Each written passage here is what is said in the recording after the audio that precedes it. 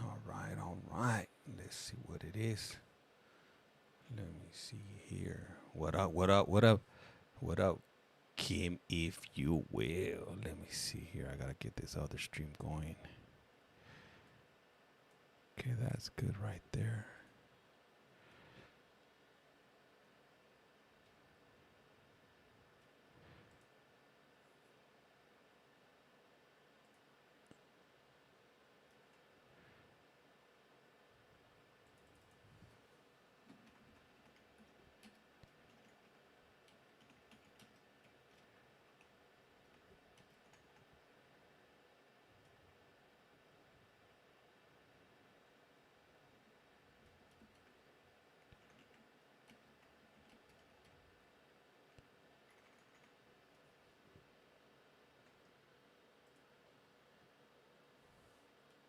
What you know today? What y'all know today? I don't know nada. I don't know absolutely anything. All right, so let me. I gotta adjust this screen over here up on top. Hopefully everybody's doing good today. See right here, bam. Here we go. Just put that up on the top. I know it's chilly in Minnesota. What? I could imagine. What up, Layla? Dot two. How's it going today? Hey, Sandy, thank you. Highly appreciate that. Daily Heart, if you will. Let me fix up the screen here so you guys could. There you go. So you guys can see the back right there. Let me see. Let me see. Hopefully everybody's doing good. Ready to do a little bit of court. Sheesh. Pager's going off already. Who's paging me? Course should be starting up in the next, hopefully in the next few moments.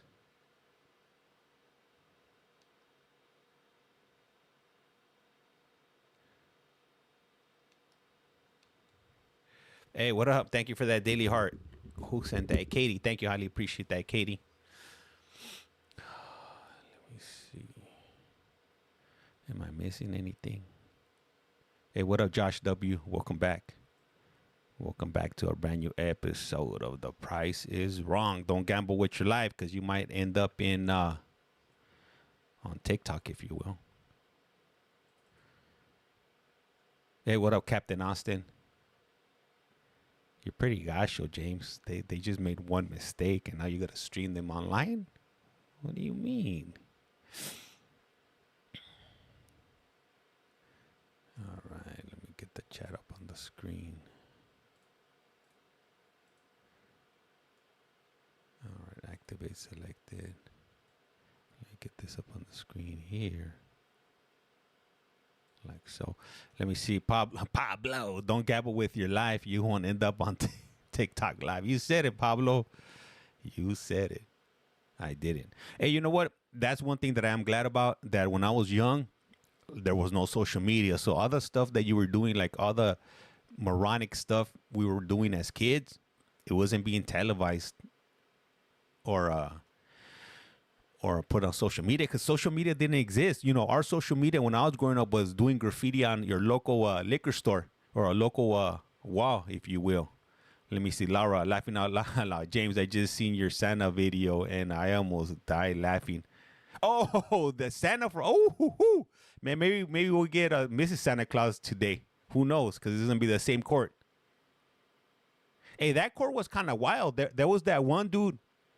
There was this one dude that hired a professional lizard or a professional night walker, if you will. I believe that's what they call them.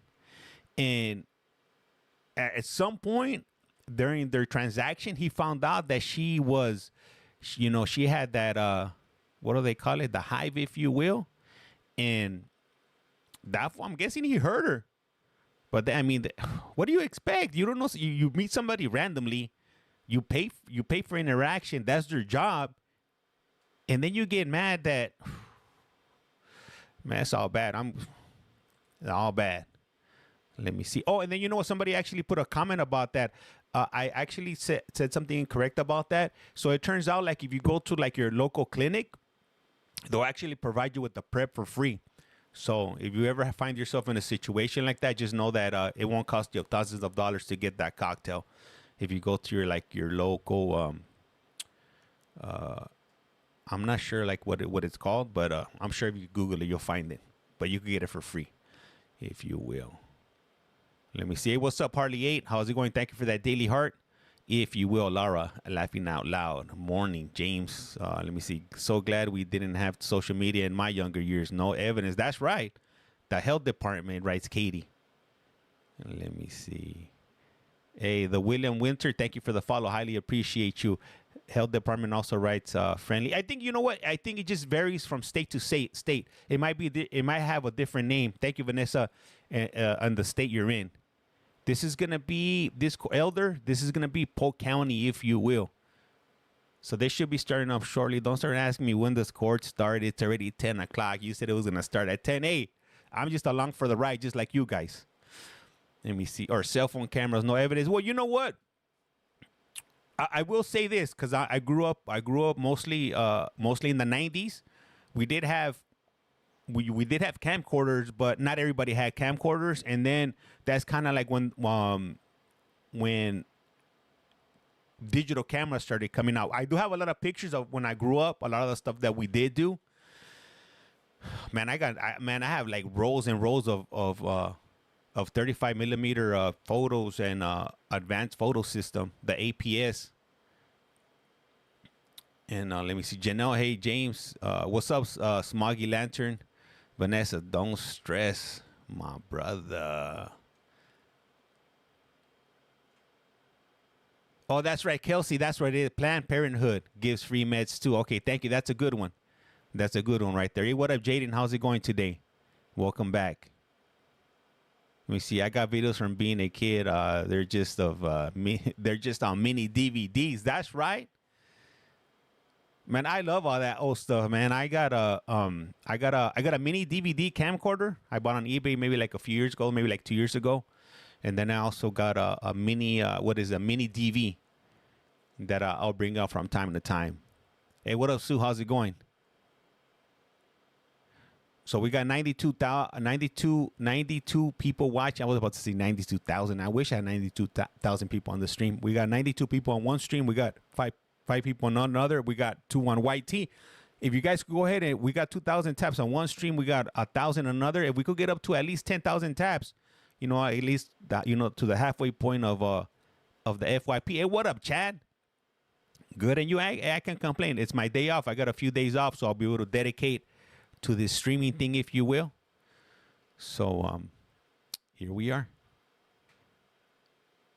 I didn't want to get out of bed today, man. Oh, man, it's always a challenge to get out of bed. I wish I could just sleep till like noon. Let me see here. Here we are, if you will. Yup.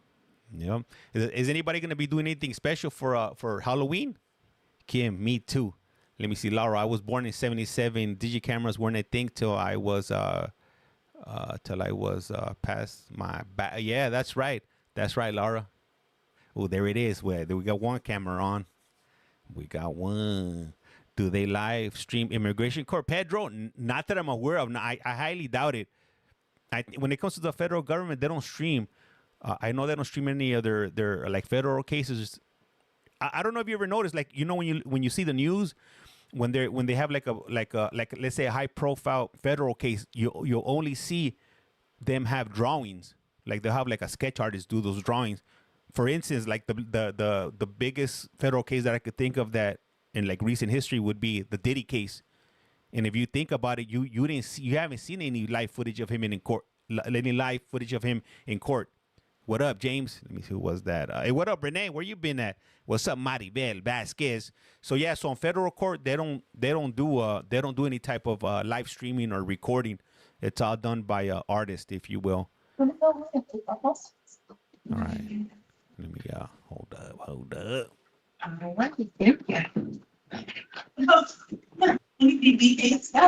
I read a lot of them. They're happy. They're mighty chipper today. Oh my goodness. You don't make me come in. I'm in. Oh, he's outside. It's a people's court. They can come in, just behave. And when the case comes up, did he say the people's court? About street and coast street, unless he's the victim. All right. Good afternoon, everybody. If you're here for court, just go ahead and stand up and raise your right hand to be sworn in. Come on, guys, stand up. Those there at South County and Central, do me a favor, stand up, right hands raised. Do you swear or affirm to tell the truth, the whole truth, and nothing but the truth? If you agree, say I do. Say I do. All right, everybody, now that everybody's up, now the people that have said I do have a seat. And if anybody is still standing, I'll know they didn't get sworn in. There we go. All right. See? Everybody now has taken a seat, so I'm taking that to mean everybody has been placed under oath. Who do we have here as our interpreter this morning? Excuse me, this afternoon. Yeah, who do we We got? have an interpreter with us. Ms. Baglini, I see, is over there. Ms. Baglini, I'm going to read this, the advisory in English. When I'm done, if you would please read it in Spanish. Yes, sir. Can you hear me? I can, yes, ma'am. Okay. Thank you. Can't see you, I can hear you. That's fine, as long as you can hear us. Good afternoon, everyone. We are here conducting first appearance hearings. There are 4 purposes for each hearing. First, I will advise you of the charges that have been brought against you by the state. Second, I will ask you if you would like a lawyer to represent you. If you have already retained your own attorney, please advise me. If you would like to have your attorney present with you, we will attempt to make those arrangements. If you want a lawyer appointed by the court to represent you, then I will ask you some questions pertaining to your financial situation to determine if you meet the statutory criteria for the appointment of the public defender's office. Please be advised, there is a $50 application fee for applying for those services. Additionally, the court may require you to pay a reasonable value for the services at the end. Third, I will determine if there is probable cause to hold you for your arrest. That means there are reasonable grounds to believe that a crime may have been committed and that you are the person who committed the crime. The fourth purpose for the hearing is to review your bond status. In some cases, the bond set for you through the bookend process might be too high, and in other cases, it might be too low. Each of you has the right to remain silent. Anything you say can be used against you. There is an assistant state attorney here in the courtroom with me, listening to everything that is being said, and also everything is being recorded. Not So only please, do not say You're right. anything about the facts of your case or the crime itself. Questions that I'll be asking you pertain to whether or not you want a lawyer and to review your bond. You may refuse to answer those questions. You have the right to communicate with your family, your friends, and with your attorney. I ask you to keep these rights in mind, and when your name What is up, called, Austin? please step forward. What up, Colton? Thank you. Buenas tardes. Esta tarde llevaremos a cabo Can you audiencias guys de hear me primera good? Is comparecencia. my audio good? High Estas enough? audiencias tienen 4 propósitos. Primero, informarle sobre los cargos que ha presentado en su contra la Fiscalía. Segundo, preguntarle si quiere que le presente un abogado. Okay, Si ya thank tiene you. uno contratado, hágamelo saber. Hey, what up, guys? And Si let's get desea up que to su abogado let's esté get up to presente, 10,000 trataremos taps de at hacer least. esos Halfway arreglos. to the 20,000, Quiere if que you le will. represente un It's abogado free. asignado Don't por be el juez, shisty. There's entonces se 90 le harían people on ciertas one. preguntas There's respecto a su 66 on the situación other one. financiera para There's 4 determinar si people on cumple con white los tee. criterios Come on, reglamentarios man. para la asignación de la oficina del abogado de su Don't be opción. that person. Jay, can Debe you bring saber que hay down the un cargo de banner? $50 por That solicitar estos says, oh, okay, servicios. thank you. Además, el juez puede Thank you. solicitar que usted pague un valor Thank you for that. razonable Highly por appreciate honorarios that. I de forgot to fix that. representación. El tercer propósito es determinar si existe motivo fundado para retenerle bajo arresto, o sea, motivos fundados para creer que se cometió un delito y There que we usted go. fue quien lo cometió. Cuarto, revisar el estatus de su fianza. En ciertos casos, la fianza fijada durante el fichaje puede estar muy alta o muy baja. Todos tienen derecho a permanecer en silencio. Todo lo que diga puede ser usado en su contra. En el juzgado está presente un abogado de la fiscalía escuchando todo lo que se dice. Además, todo está siendo grabado. Por favor, no diga nada sobre los detalles de su caso o del delito en sí. Las preguntas que se le harán son solo en relación a si usted quiere un abogado y para revisar su fianza. También puede negarse a contestar las preguntas. Todos tienen derecho a comunicarse con sus familiares, amistades y con su abogado. Recuerden sus derechos, por favor, y cuando se llame su nombre, pasen al frente. Thank you. Thank you, guys. I see the taps are going up. We were almost at Well, 7,000 who do on you want to one. call up? Almost at Good afternoon, 5,000. Your Honor. How are you today? I'm good. Thank you for asking. Judge, I only have one case, and that is Rosalina Farias Vasquez. Hola, amigo. What's up? How's it I going, believe she is Chantel? standing up as we speak. Hey, what up, Elias, man? And that's I see you back there. We'll need an interpreter. Thank you.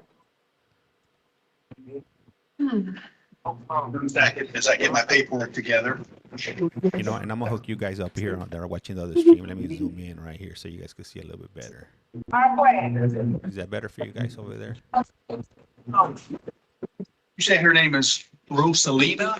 Rosalina's Okay. first name, last name is Frias, F-R-I-A-S. I don't show her as needing an interpreter. Would you agree? We marked it as needing an interpreter, but if she doesn't need the interpreter, I'll County sit up. down and wait my turn. No. I'd call you up because you're here as a private attorney. I have a list that they have identified as needing the interpreter and she just wasn't Heather, on it. thank you. So if you want to inquire from her, she needs You to. need the interpreter, a usted le hace falta un intérprete. Okay, I knew So I was she locked lives. up. Fair Yeah, enough. that's crazy. You're in luck. Miss Baglini is here. Miss Baglini, can you help us out with this one? Absolutely, Your Honor. Está presente la intérprete de español, señora. All right, let's call up 10K, thank you, guys. Rosalina Frias Vasquez. Se llama el caso de Rosalina Frías Vázquez. Hey, let's get up to So 20,000 Judge taps. Gil We can get to Cole, on the behalf of Ms. FYP. Frias Vasquez, this is a limited appearance. I have reviewed the affidavit. We're not contesting that there's probable cause. There is a dispute of facts, still there's probable cause, so I'm gonna ask the court to set a standard bond. Señor juez Gil Colón, a nombre de la señora Vázquez, esta es una comparecencia limitada. He revisado la declaración jurada. No estamos disputando que existe motivo fundado. Hay una reputación en cuanto a los hechos, pero aún existe motivo fundado. And I'm sorry, Mr. Colón, there's no probable cause, and what else? So we're asking the court to set a standard bond on this case. Ya que hay motivo fundado, le pedimos al juez que fije una fianza estándar en este caso. Mr. Leedy, just so you know, I can hear you, but it's not the best connection. It's kind of like in a tunnel, not nearly as good as what I'm used to with the interpreters. Yes, Your Honor, and I'm having the same experience. Would you like for me to contact IT so they can remote in, or would you like me to come in person? Do something. Well, whatever's easier for you. Like I said, once we get done with Mr. Colon, we can hold off on the Spanish speakers until we get the problem solved. I was just candidly letting you know that it is kind of muffled. So, Right, and I'm happy. Mhm. we only have like 5 beyond this one. If you want to just run up here real quick when we're done with this one, we can certainly wait for you. Absolutely, Your Honor. I will, and then I can be there in a few minutes to do Colon's case and then follow up with IT. Fair enough. Yeah, let's finish this one. Okay. Ma'am, you're charged with driving a motor vehicle without a license. Señora, se le acusa de conducir un automóvil sin una licencia. Mr. Colon is here for today's purposes. El señor Colón está aquí para el propósito de esta audiencia. If you end up hiring him, he'll be here in the future on this case. Si usted lo contrata definitivamente, él estará aquí en el futuro, en su caso. If you end up not hiring him, you can always ask for the public defender if you wish. Si decide no contratarlo, siempre podrá solicitar un defensor público si lo desea. I reviewed the Winter Haven Police Department affidavit. He leído la declaración jurada del Departamento de Policía de Winter Haven. There is probable cause. Existe motivo fundado. On this matter, I'm going to set your bond at $500. En esta causa fijaré su fianza en $500. Have a nice day, ma'am. Pase buen día, señora. Mr. Colon, Is that anything better for you else? guys? No, Your Honor, that's all I have this afternoon, may be excused. Have a great day, sir. I think the weather is really rough outside, so It is. Mr. Leedy, Ms. Schilling's here. We can do her cases while we wait for you. Ms. Okay, Your Schilling, Honor, who you thank want to you. call up? Hello, Judge. I have Helen Lewis, last name Lewis. Yeah. What's your name? Helen Lewis. Approaching. All right, Mr. Lewis is charged by direct information from the state with, appears to be felony battery, domestic battery by strangulation is how it's identified. And, yep, Yes, Judge, I do have a challenge to probable cause. Also, I'm only here on a limited basis. I believe he would like to represent himself.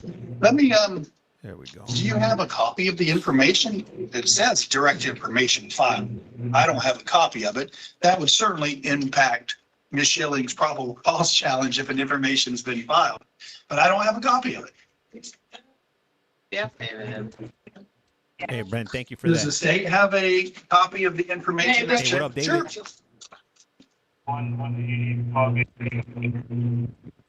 Yeah, there's a lot of men.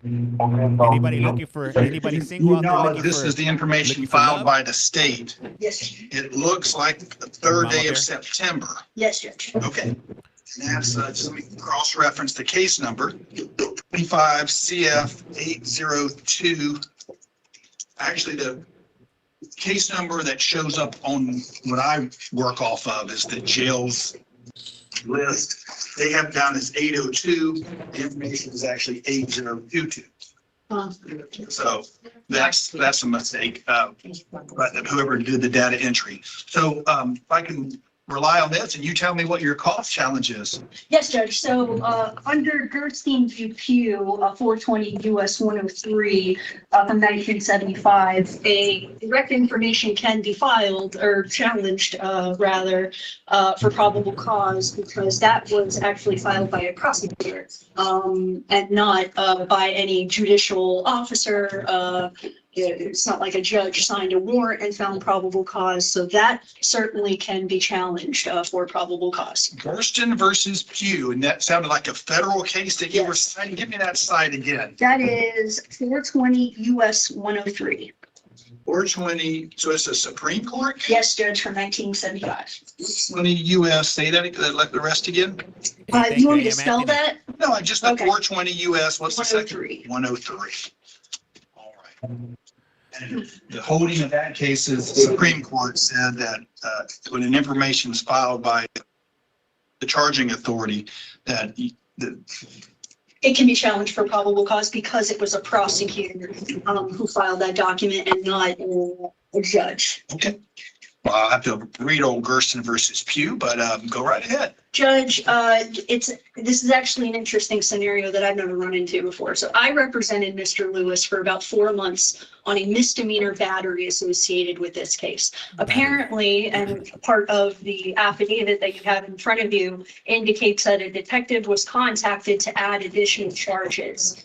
Obviously, we don't know by who, and that really doesn't matter for this hearing. What does matter for this hearing, Judge, is I was provided full discovery in the misdemeanor, and I have a original report by a Noah Armstrong who reported to the scene, who made contact with the victim first. And he indicates in this report that I'm about to hand to you, Judge, she also states that at no time did she lose consciousness or the ability to breath, which I think means breathe. It's a common typo that we see in these cases in particular. May I approach? Sure. So the affidavit that's been attached to Hey, Ray, thank you for the follow. habeas. So habeas is generated. There's a lot of connecting the dots. You're saying there was a misdemeanor that plodded along in the system for an amount of time that you had discovery. And then at some point, the state sees fit to upcharge it to a felony, which they did a direct information for that leads to an information that leads to a capias. And then Yeah. dismiss the misdemeanor. And they dismissed the misdemeanor. And at that point, I'm just curious, what's the Why is that for holding his purpose neck for? of a Haines City PD affidavit that's domestic battery by strangulation? I'm going Where to, did that come in your time? so it's I'll say about 3 weeks ago, I was notified by Richard Harris, who's the prosecutor Maria. on his misdemeanor, indicating that he had a warrant for a felony. When I dug into it a little further, I found it was the same exact current transaction from our misdemeanor case. And Judge, I have 2 huge conflicting, police reports in front of me. And what concerns me the most is the one that was provided to you today completely omitted her previous statement from another officer. Admittedly, it looked like the detective who decided to upfile the case didn't decide to look into all of the discovery that they had in front of them. They simply just listened to a tape statement where she made a conflicting statement about her. And just decided to upfile the charge. So Judge, given what I just provided to the court, I don't see how there is probable cause for strangulation. I do admit here that there is probably probable cause Hey, for Colton, thank you. misdemeanor DV battery. But certainly when I have 2 conflicting statements from the victim herself, I Wow. just don't see how there's probable cause. So you said there's a tape statement that goes along with this that you acknowledge she does say that she. Well, Judge, I've never listened to the tape statement. I don't know what she says in her tape statement. The body camera was something that was not listed as part of discovery in the misdemeanor. Now that I know it exists. So even though, I felt like I did have full discovery at the time, it's clear that I didn't. So let me just ask this, and again, this is more of I guess maybe an academic discussion, but I spend a lot of my time at First Appearance explaining to the people that are setting this, it's not your trial. My role today is to review the 4 corners of this document, not add stuff, not modify stuff, to determine whether or not the state has probable cause contained within this document. So the document I'm holding certainly is different than the report that you provided. So what purposes would the report that you provided really have a bearing? Because I'm going out and getting Yes. collateral information that would be no different than me taking testimony from someone that says changes their mind. So, I mean, what, Well, that's what as much that's. as much as I hear what you're saying Yeah, is, David, hey, this there's is some AI. conflicting I'm stuff. AI. What ability legally do people I have here to are AI. not go beyond the four corners Even you and guys go into watching are stuff AI that, too. that you believe would be Well, good? Judge, I don't believe that the court is bound by just one affidavit. I've many times brought She's a public witnesses in pretender, the yeah. first appearance to testify in front of judges to Well, combat how what you've done, it doesn't mean it's accurate. Well, but Judge, I guess what rule says. That's that- the old mom. The other kids are playing in the street and I play in the street. Well, it doesn't make it right. But I guess I'd like to respond to your question with a Yeah, question Boston. where it doesn't say in the law that you can only operate off of that one affidavit and if additional evidence during probable cause or during first appearance to combat. It does say- I think it's right, written right into the rules of procedure and the statutes. Again, we can certainly get through the rest of this and you can come back at 3:00 and we can go into a deeper dive. Yes, Judge, it's very important to us, so yes. Yeah. I can promise you, so bring me a copy when you come back, a copy of Trill the Greek. what was the number that you gave me, the U.S. Supreme Court case? Because clearly I don't have the ability to pull up a 77 U.S. Supreme Court case while I'm doing first Ty, thank you for appearances. that daily heart. So I'll put all your stuff to the side. And, but yeah, my understanding, again, it's going to be something I'll go back and you might have to take a break and I go to my chambers, but that's I think the whole point is that, you're not here, I'm not here doing That's something you a don't see every mini day. trial. Men and You're women. relying on whether the documents that are in front of you, whether or What not up, Brent? supports. Well, understand from our position, Judge, we have a detective who omitted material facts. That's, you don't want to reward a detective for omitting facts from a probable cause affidavit and then, turn around and say, well, the court can't hear any additional facts. I think that's. Find me a case law that says I can do exactly what you're wanting me to do, or the statute that says I can do exactly what you want me to do.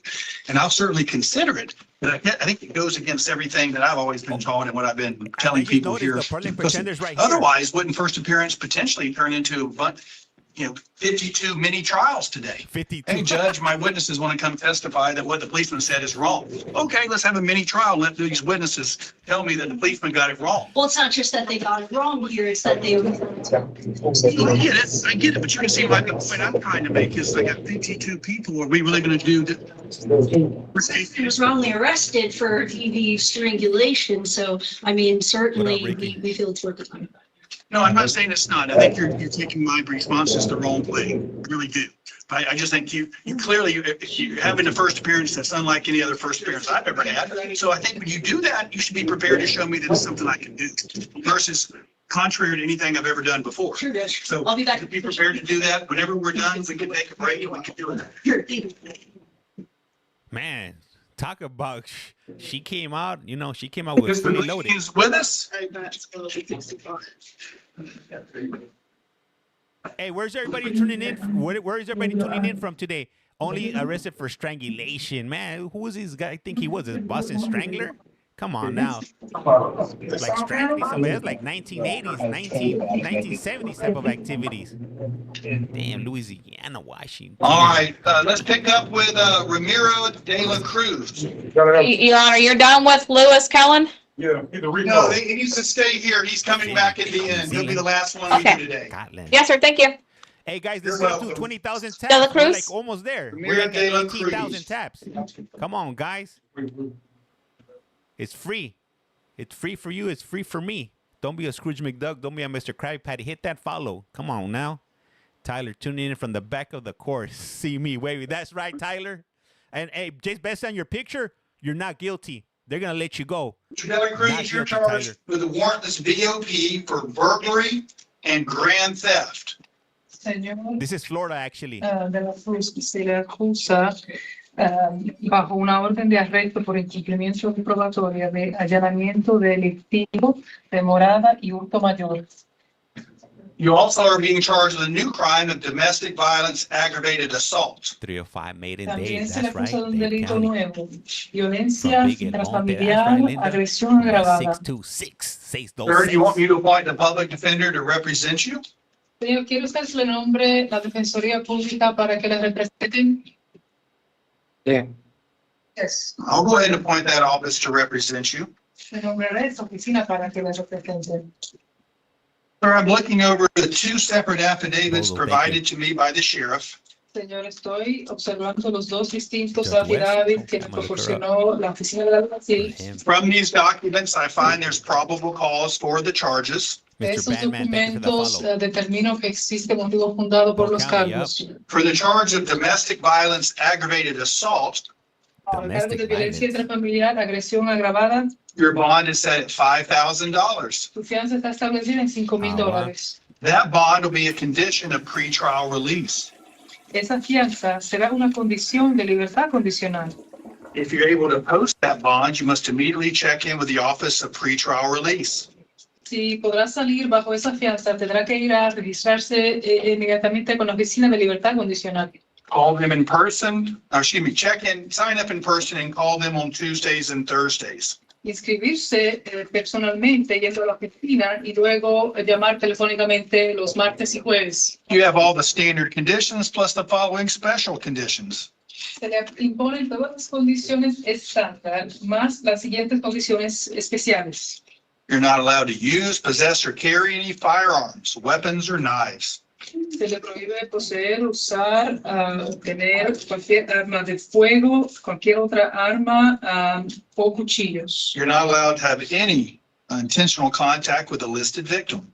Se le prohíbe tener cualquier contacto intencional con la víctima enumerada, This means directly, indirectly, or through a third party. es decir, directamente, indirectamente o mediante tercera persona. You must stay 500 feet away from the victim, their home, their vehicles, where they work, or where they go to school. Debe mantenerse 500 pies de distancia de la víctima, de su hogar, de So sus somebody was vehículos, asking, lugares de they empleo y probably got orientación. arrested yesterday. I think they hold court. It does today, appear as though but, you shared the same address prior to your arrest. Antes de su Is there anybody in here arresto, from Polk parece County? que condividían la Whether you misma guys can dirección. confirm whether they So I'll do- allow they you to do court- I think return they there do one court on Saturday time for sure. within the I'm not first sure about 48 Sunday. hours of your release from custody. Así que le permitiré regresar allí una sola vez dentro de 48 horas de su liberación de la Judge Raquel custodia, West, Accompanied Judge, by law okay. enforcement. acompañado por un oficial del orden público. The purpose of the return is to retrieve essential items El propósito del regreso es conseguir artículos esenciales, First like appearance, that is medicine correct, yeah. and clothing. tales como No court on Sunday. medicinas In Polk y County, are ropa. you sure? On the two charges of violation of probation, En los dos cargos de incumplimiento de probatoria, finding probable cause, I'll hold you no bond. ya que existe motivo fundado, lo detendré sin I know they fianza. do court on Have a nice Saturday. day, sir. Because I've seen Yes, Saturday, yes. I've seen Saturday court. Paul Corino Colina, Oh, Marino, Marino. He's here in Only South one, County. okay. all right? Is You're that- charged with a warrant from Osceola County. Pero está acusado con una orden de arresto del condado Osceola. I can see this was a bring back from yesterday. Veo que lo han vuelto a traer. ¿No creo que ayer? Just making sure. This isn't a bring back from a week ago, is it? Is this a bring back from yesterday? Yesterday. Está hablando con la I thought they didn't have secretaria. Estoy court on asegurándome Sundays. que el señor está en esta audiencia a partir de ayer, no de hace una semana. Ms. Smith, I don't know if you have any, Ms. Leatherwood's nice enough to tell me which ones are the bringbacks. But there's different types of bringbacks, and I just want to make sure I know which one I'm dealing with. My understanding is the Fellowship was a local charter on October 24th, so I thought that was why it was being brought back on this. Arizona out has of county. Saturday and Sunday court. La señora de la Defensoría As a Pública le ha matter of fact, explicado they al have court juez every que 3 él hours in había resuelto cargos Hey, Brittany, locales thank el you for the 24 de FYP. octubre y Welcome. por eso lo están trayendo acá para este caso local. Ah, thank you. Sir, you're here on a warrant for battery out of Osceola County. Aquí para una orden de arresto por una agresión física del condado de Osceola. I'm not allowed to appoint a public defender from this county, No se me permite nombrarle un defensor público de este condado, but if you want, you can always hire your own attorney. pero si usted desea, siempre puede contratar su propio abogado. Or if you want to wait till you Welcome, get back Brittany. to Osceola, you you can enjoy. ask for the public defender. O si quiere esperar a regresar a Osceola, podrá solicitar un defensor público. It looks as though you had some local charges. Pero parece que usted tenía cargos locales. When a person has local charges, in our jail, but also other counties' charges, Cuando una persona tiene los cargos locales en nuestra cárcel, pero también tiene cargos en otro condado, we won't tell that other county to come get you until you've resolved your local charges. no se le avisa al otro condado que venga a buscarlo hasta que haya resuelto los cargos locales. That looks like that's happened now. Parece que eso ha ocurrido ahora. So how this was going to work is Esto funcionará de la siguiente manera. I find probable cause based upon the documents I've been provided. Yo encuentro motivo fundado basándome en los documentos que se me proporcionaron. The Thank you, judge in Teresa. Osceola County wants you held no bond. El juez del condado de Osceola quiere que lo detengan sin fianza. Not We'll hold you practicing. no bond and notify Osceola that they can come get you. Lo vamos a detener sin fianza y le avisaremos a Osceola que pueden venir a buscarlo. If you happen to be in our jail a week from today, Si usted sigue en nuestra cárcel en una Jay, semana, they are. They are. we'll two bring you different back to locations. talk to a judge about your possible release. lo volveremos a traer a una audiencia acá para que hable con un juez acerca de su posible liberación. Have a nice day, sir. I'm not Pase sure buen what día, that fool señor. did. Next up is Gerardo Herrera. Geraldo Herrera. For Come real. on, Dan. Where's that You fool? for real? Herrera. Herrera. Yeah, you, come on. Damn, Yeah, that's not even Herrera. his name? Come on now. Sir, you're charged with failing to appear for court on a charge of trespass. FTA. Señor, se le acusa de Thank you, incumplimiento, perdón, incomparecencia por un cargo de entrada ilegal. Do you want me to appoint the public defender's office to represent you on that charge? ¿Quiere usted que le nombre la oficina de defensores públicos para que le representen en el cargo? See? Yes. I'll appoint that public defender to represent you. Le nombraré la oficina de defensores públicos para que le representen. I find probable cause based upon Judge Grode's habeas. Existe motivo fundado basándome en la orden de aprehensión del juez Grove. He set your bond at $2,000 cash or surety. Damn, Fijó 2,000 su for not fianza en for failure to $2,000 appear? por efectivo o por garante. Have They a don't play nice around day, in sir. Florida. ¿Qué pasa un día, señor? Adrian Santiago Bautista. Yeah, nah, I don't think he's playing with a full deck of cards, if you guys catch my drift. Hey, Kaylee, thank you for the follow. Highly appreciate you. Sir, you're charged with driving a motor vehicle without a driver's license. Su contra es conducir Grosero. un automóvil sin Mi- licencia. You want me to appoint the public defender's office to represent you? Yo sé que el nombre de la oficina de defensores Toxic, públicos thank para you que for lo the follow. Baby Bear, thank you for the follow. Yeah. Yo. Hanmes I'll appoint Express, that what's up? office to represent you. Le nombraré esa oficina para que represente. Sir, I've looked over your paperwork. He revisado su documentación, señor. That judge is super I'm going to set your bond. I've looked over your paperwork and I find probable cause. The lady's Mira, mean. mira su documentación, encuentro motivo Man, I fundado. love your life. Thank you, Glenn. Setting your bond at $1,000 cash Christy or G. surety. Dijo su fianza en $1,000 por efectivo o por garante. 5, thank you for the And I'm follow. going to instruct the clerk to prepare a detainer based upon your hold for ICE. Oh, that fool Le ain't voy a going instruir nowhere. a la This is secretaria actually judicial Florida, que Polk preparen County, una Florida, orden not de California. But I aprehensión am from basándose California. en la detención de inmigración. Have a nice day, sir. Pase buen día, señor. This fool ain't Daniel going nowhere. Vasquez Zacharias. Vasquez, Damn, Vasquez. bro's gone. Vasquez Zacarías. ven aquí. She said Ben aquí. She in Gators. She never struck me as the Sir, you're multilingual type. charged with possession of marijuana, Señor, not more than 20 grams, señor, se le acusa de posesión de marihuana, no más de 20 gramos, and possession of drug paraphernalia. y posesión de parafernalia para narcóticos. She told that fool Do you to want come me to here. appoint the public defender to represent you? ¿Desea usted que le nombre la oficina de defensores públicos para que lo representen?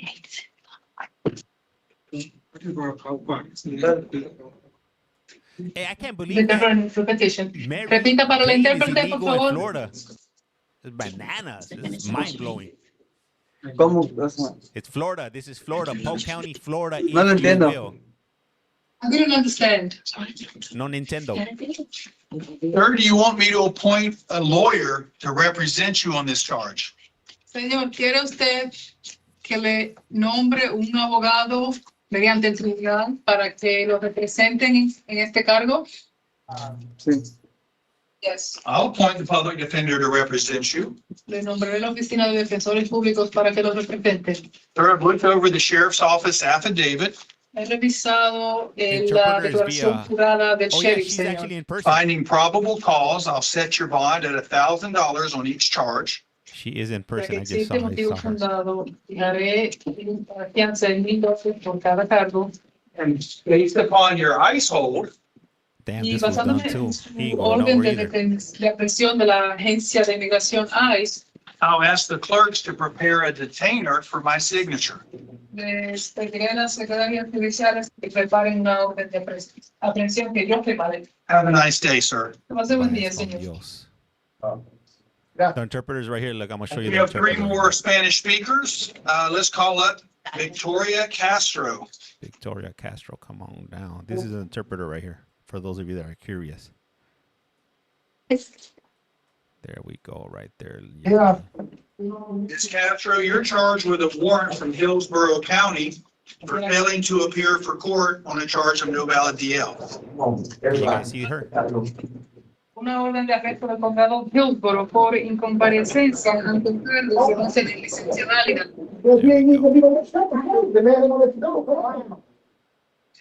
She's in person in the courtroom. What I mean, she's actually in the actual courtroom. Normally they do it over via video. Ma'am, I can't appoint a public defender, but you can always hire a lawyer. No le puedo nombrar un defensor público, pero usted siempre puede contratar un abogado.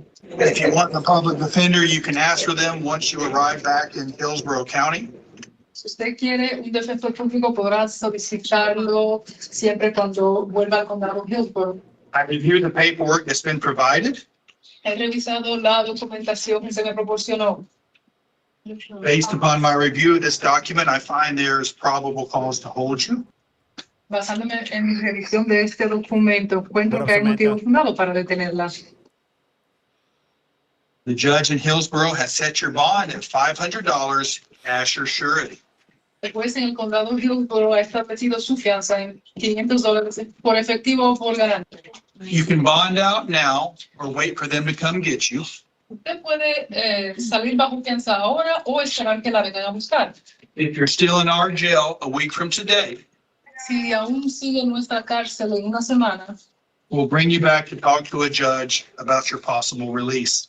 la traeremos nuevamente ante un juez para hablar de su posible liberación. Have a nice day, ma'am. Que pase buen día, señora. So the interpreter, Victor Fria Gomez. she's in the same room as the judge. So she's in the courtroom. Yes. All right, this is gonna be the last interpretation, if you Sir, you're will. charged with driving under the influence. Conducir bajo los efectos. Do you want me to appoint the public defender's office to represent you? ¿Quiere usted que nombre la oficina de defensores públicos para que lo represente? No. No. ¿Qué? If you change your mind, you can always ask for a public defender later. Si cambia de parecer, siempre podrá solicitar un defensor público más adelante. I've looked over the Haines City Police Department affidavit. Más He bruto. revisado la declaración jurada del Departamento de Policía de Haines City. What a making I a man. find probable cause for the charge. Encuentro motivo fundado por el cargo. You don't show any prior DUIs, do you? DUI. Oh, you guys can't even see the Pues interpreter. está averiguando si hay antecedentes por conducir bajo los efectos. There's- Sir, I'm gonna set your bond at $1,000 at your surety. Fijaré su fianza, señor, en $1,000 por efectivo o por garante. Step to your left, please. Pase a su izquierda, por favor. In other words, Franny Sandoval.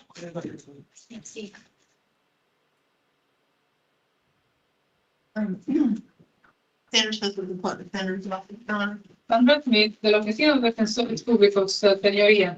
Your Honor, you're probably aware, the alleged victim in this case, Kenya, maybe saying this wrong. I would even if I had an ice hold, I would still want representation because I'm trying to Osorno beat is that also case. charged with battery on Franny Sandoval.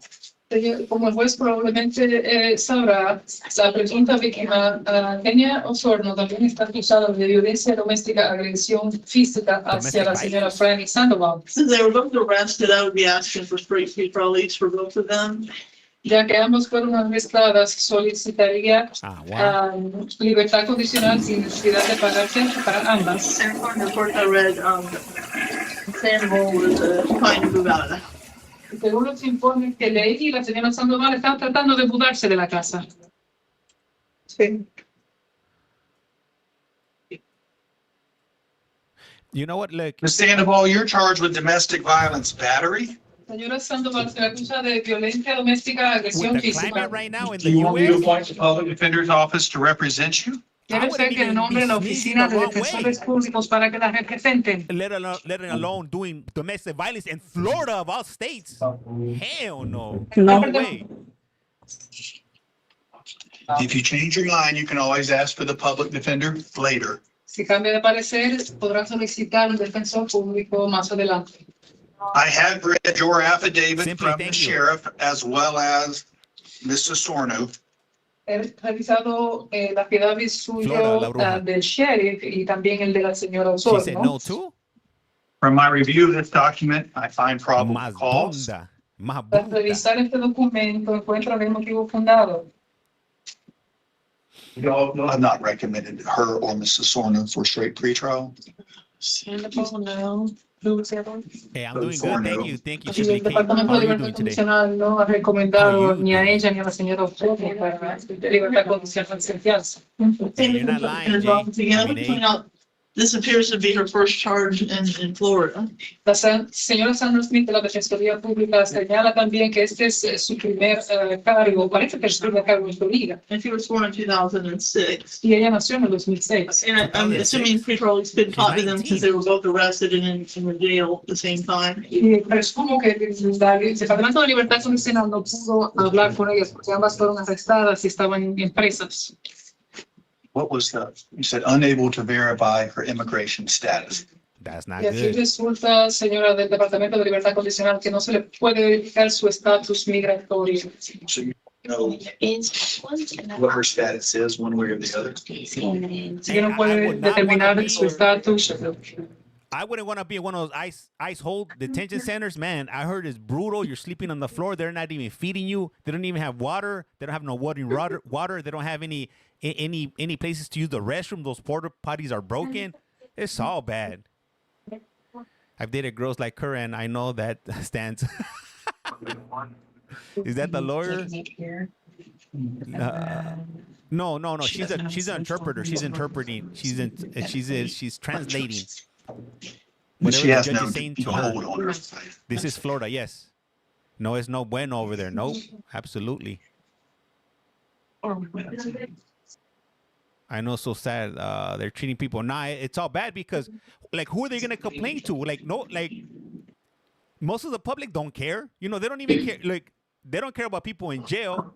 And then how are they gonna care about somebody that's in immigration hold? And then if you do complain, like, they're just gonna give you less food. All right, than they ma'am, treat you having bad. found probable Even worse. cause, Bien, señora. Ya que encontré motivo fundado. I am going woman to in straight the white- pretrial release you. Oh, no. Nah. También libertad condicional sin necesidad de pagar fianza. What that means is you'll be Thank you, sir. getting out of jail today Scotland. Lo que quiere decir esto es que saldrá de la cárcel hoy. without posting any monetary bail. Hey, that's Tienen right, que pagar Fluffy una Chick. caución Shout out to monetaria. you. You must immediately check in to the Office of Pretrial Release here in Bartow. Debe inmediatamente ir a registrarse con la Oficina de Libertad Condicionales personalmente aquí en Bartow. Sign up with them in person, Release till Inscribirse con ellos tomorrow. personalmente. calling that office every Monday while your case is pending. I wouldn't show Tendrá up que llamar either. a su oficina I'll be cada gone like the lunes wind. mientras está activo su caso. We have all the standard conditions of pretrial release, Tiene todas las condiciones tanto de libertad condicional plus the following special conditions. Thank you for them daily y hearts. se agregan las Samantha. condiciones especiales que siguen.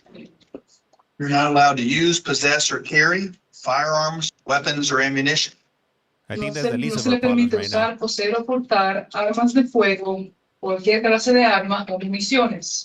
You are prohibited from having any intentional contact with a listed victim. Se le prohíbe tener cualquier contacto intencional con la víctima enumerada. This means directly, indirectly, or through a third party. Eso quiere decir You know what? directamente, It's a indirectamente civil o issue, but mediante the way they treat him, that's He not must stay right. 500 feet away from her home, her vehicle, where she works or where she goes to school.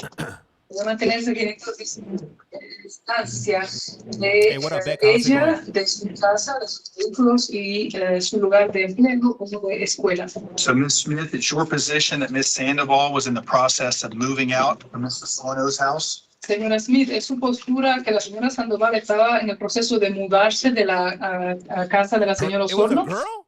Girl on girl?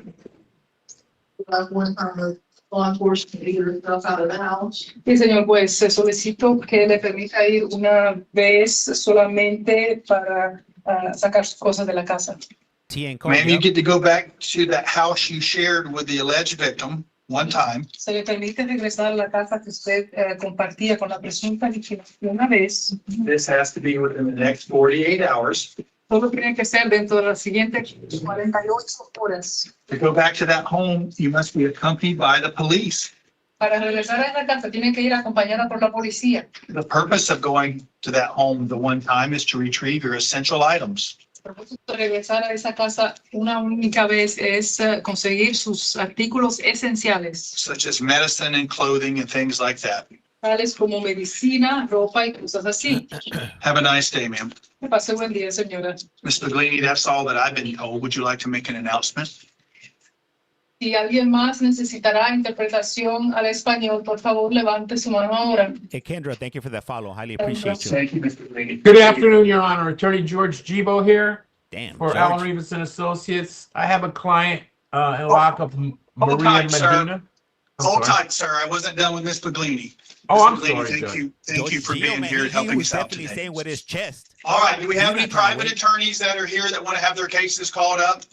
DMF, Judge, I have this a is Spanish AI. case. This is all AI. I'm even AI. You're AI. Okay, We're well, all AI. yours- What up, Liz? Apparently, your client didn't notify anybody that they needed an interpreter, but go ahead and tell us who that is. Ms. Baglini, hold tight. We have someone that now might need a Spanish interpreter. How many Sir, of you who is guys your watching client this that are needs the AI? interpreter?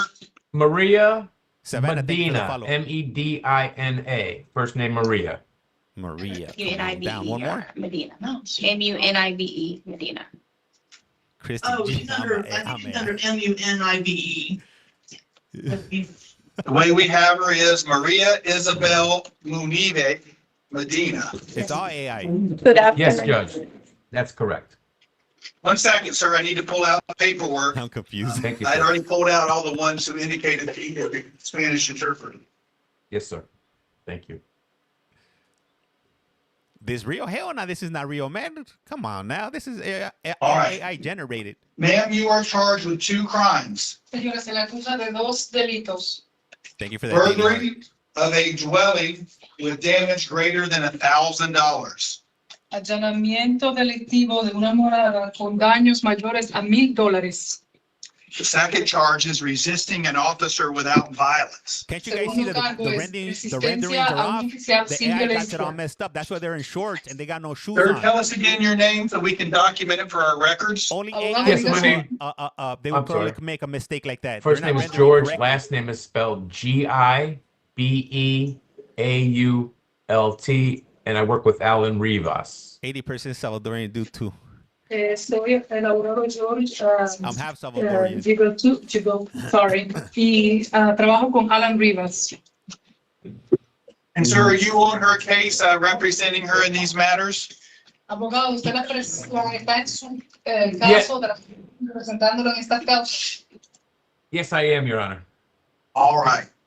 Sí, pues. Yeah, also AI. So ma'am, I've told you your charges and I've confirmed that you have an attorney representing you. Señora, le comuniqué sus cargos y le he comunicado que tiene un AI abogado messed que la up. No representa. The handcuffs. next thing I need to do is determine probable cause based upon the document that I've been provided by the police. And then Lo AI siguiente que putting debemos them in the same room, men determinar and si women. existe motivo fundado basándome en el documento que me ha proporcionado la policía. I've already read You're this doing- document back in my Just throw it in the office. trash. Ya he leído that este notice in the documento en mi oficina. And I hope I pronounced right. Is it Mr. Jabot? Yes, sir. Cuando se pronuncia Gibault, sí, señor. Do you have any probable cause challenges Transport. For the document? Not Abogado, at this time, Your Honor. el Transport. motivo fundado para el documento. No en este momento, señor juez. All right, ma'am, I reviewed this, read it back in my office over the lunch hour. Señora, revisé este documento en mi oficina durante la hora de almuerzo. From this, I do find probable cause for the two charges. De este documento encuentro que existe motivo fundado por ambos cargos. Would the state like to be heard as it relates to bonds? Fiscal, ¿quiere comentar en cuanto a las fianzas? Yes, Your Honor. Sí, señor juez. May I approach? ¿Puedo acercar? That is a motion for pre-trial detention. Señor juez, esa es una moción para detención previa al juicio. Should Your Honor find the motion to be legally sufficient, La moción es legalmente suficiente. Yes, I state would am. ask I'm streaming Fiscal two solicitaría platforms. pre-trial detention hearing que se celebre una audiencia de detención previa al juicio set on Monday, para fijarse el lunes November 3rd 3 de noviembre at 1 p.m. a la 1 p.m. on the AQ docket. en el listado de casos A2. Mr. Chabot, do you have any response to the motion for pretrial detention? Señor Gibault, ¿tiene usted YT. alguna contestación ante la YT. moción de detención If you previa al will. juicio? Go to my profile. My links are on One my thing, Your profile. Honor, what is the reason the pretrial detention is being requested? Or just type in Una Ash cosa, Leco señor from juez, on ¿cuál es el YT. motivo que se solicita la detención previa al juicio? Would you like for me to read the entire document for you, or you want to see if you want to hear from the state? No, hearing from the state is fine. I'm sorry, Madam. No explicará. Yes, sir. So under the unauthorized alien statute, Bajo el estatuto de Oh, damn, extranjeros they're hitting them with that. autorizados, it enhances the burglary charge el enjuiciamiento delictivo from a first-degree felony de un delito mayor en primer grado to a life felony. Oh, a what? un Life? delito mayor con cadena perpetua. Oh, hell nah. Thank you. Is there any way that you can email that document to our officer? And like I said, hey, sir. if I Podrías- have a legal status, I would not even be One thinking email. of committing crimes, if It you would will. be, it would be office MGR Okay, they're playing for keeps now. at Attorney wouldn't even Rivas, be jaywalking. RIVAS.com. Burglary. El abogado le ha proporcionado su correo electrónico al fiscal. So office, Mike Golf Romeo at attorneyrivas.com. Correct, sir. Okay, I will Thank have someone from our office email that over to you. Thank I you, sir. wouldn't leave my home. Yeah. All right, May I I speak reviewed. Sir, I don't know who you are and I can't see you. And it's kind of like the Wild West when people just start talking in the middle of court. So you're going to have to, A, show me who you are so I can evaluate you when you talk. If you're not in a position to do that, then I'm not going to let you talk because you're just a voice. Your Honor, I'm on the Um, toilet. But you always have every right to be here in person. Yes, Your All Honor. Couldn't make it in So person. who are you, sir? First things first. Victim in Maria Medina case. The victim. I'm sorry, the interpreter didn't hear you, sir. Sir, can you repeat, please? I'm the victim in Maria Medina case. All right, sir, do me a favor. Could you either like stop walking around because it just makes it very distracting. I mean, I appreciate that. Just if you're stationary, then it's not a moving target. And Let's see this fool. now that you're stationary, raise your right hand. Hold on. Do you swear or affirm to tell the truth, the whole truth, and nothing but the truth? Yes, Your Honor. You can put your hand down. Please tell me your name. My name is Saeed Yunus. Sir, pursuant El señor Said Yunes ha prestado juramento ante el juez y ha indicado que es la víctima en este caso. Sir, pursuant to a constitutional amendment commonly referred to as Marcy's Law, you have a right to be heard. Señor, bajo una enmienda a la Constitución que se conoce comúnmente como Marcy's Law, usted tiene el derecho a que se le escuche. So now that you've been placed under oath and I can see you, go right ahead with what you want me to know. Ahora que ha sido juramentado y lo puedo ver, adelante con lo que quiere que el juez sepa. Your Honor, if I make a small got that request to let There he is. Maria Medina go out, she has a couple of children. She's supporting them, Okay. and And I don't sorry, feel sorry, sir, for the interpreter, it cut out, let her go, and what else did you request? And say a sentence and then pause so she can interpret it. It's hard for her to take up 2 minute, 2 minutes of talking, hard for her to repeat that verbatim. So if you would, just kind of break up what you're telling us. Ok, el juez solicitaba al señor que repita lo que ha dicho y que divida sus frases en segmentos breves para que se puedan. I don't understand Spanish. I speak English. No entiendo. Te miro como un indio. Un indio se mira con un nopal en la frente y no sabe Yes, sir. español. She No, has hombre. to interpret Como because mierda. Mrs. Medina doesn't understand English apparently. So anything we say in English, she has to interpret it for Miss Medina's benefit. This is So when definitely you a say clusterfuck. something in English, pause. She'll then repeat what you said verbatim in Spanish for Miss Medina's benefit. I don't understand, Your Honor. She says she don't need to interpret. Yeah, That's I fine. don't understand English. What? You said you don't understand She doesn't English? speak English. No, I do understand English, Your Honor. Well, that might explain why you weren't on the list of people that needed the interpreter. Exactly. That's what I said, but then the lawyer said that I was needing in need of an interpreter, but I don't need Okay. it. I understand.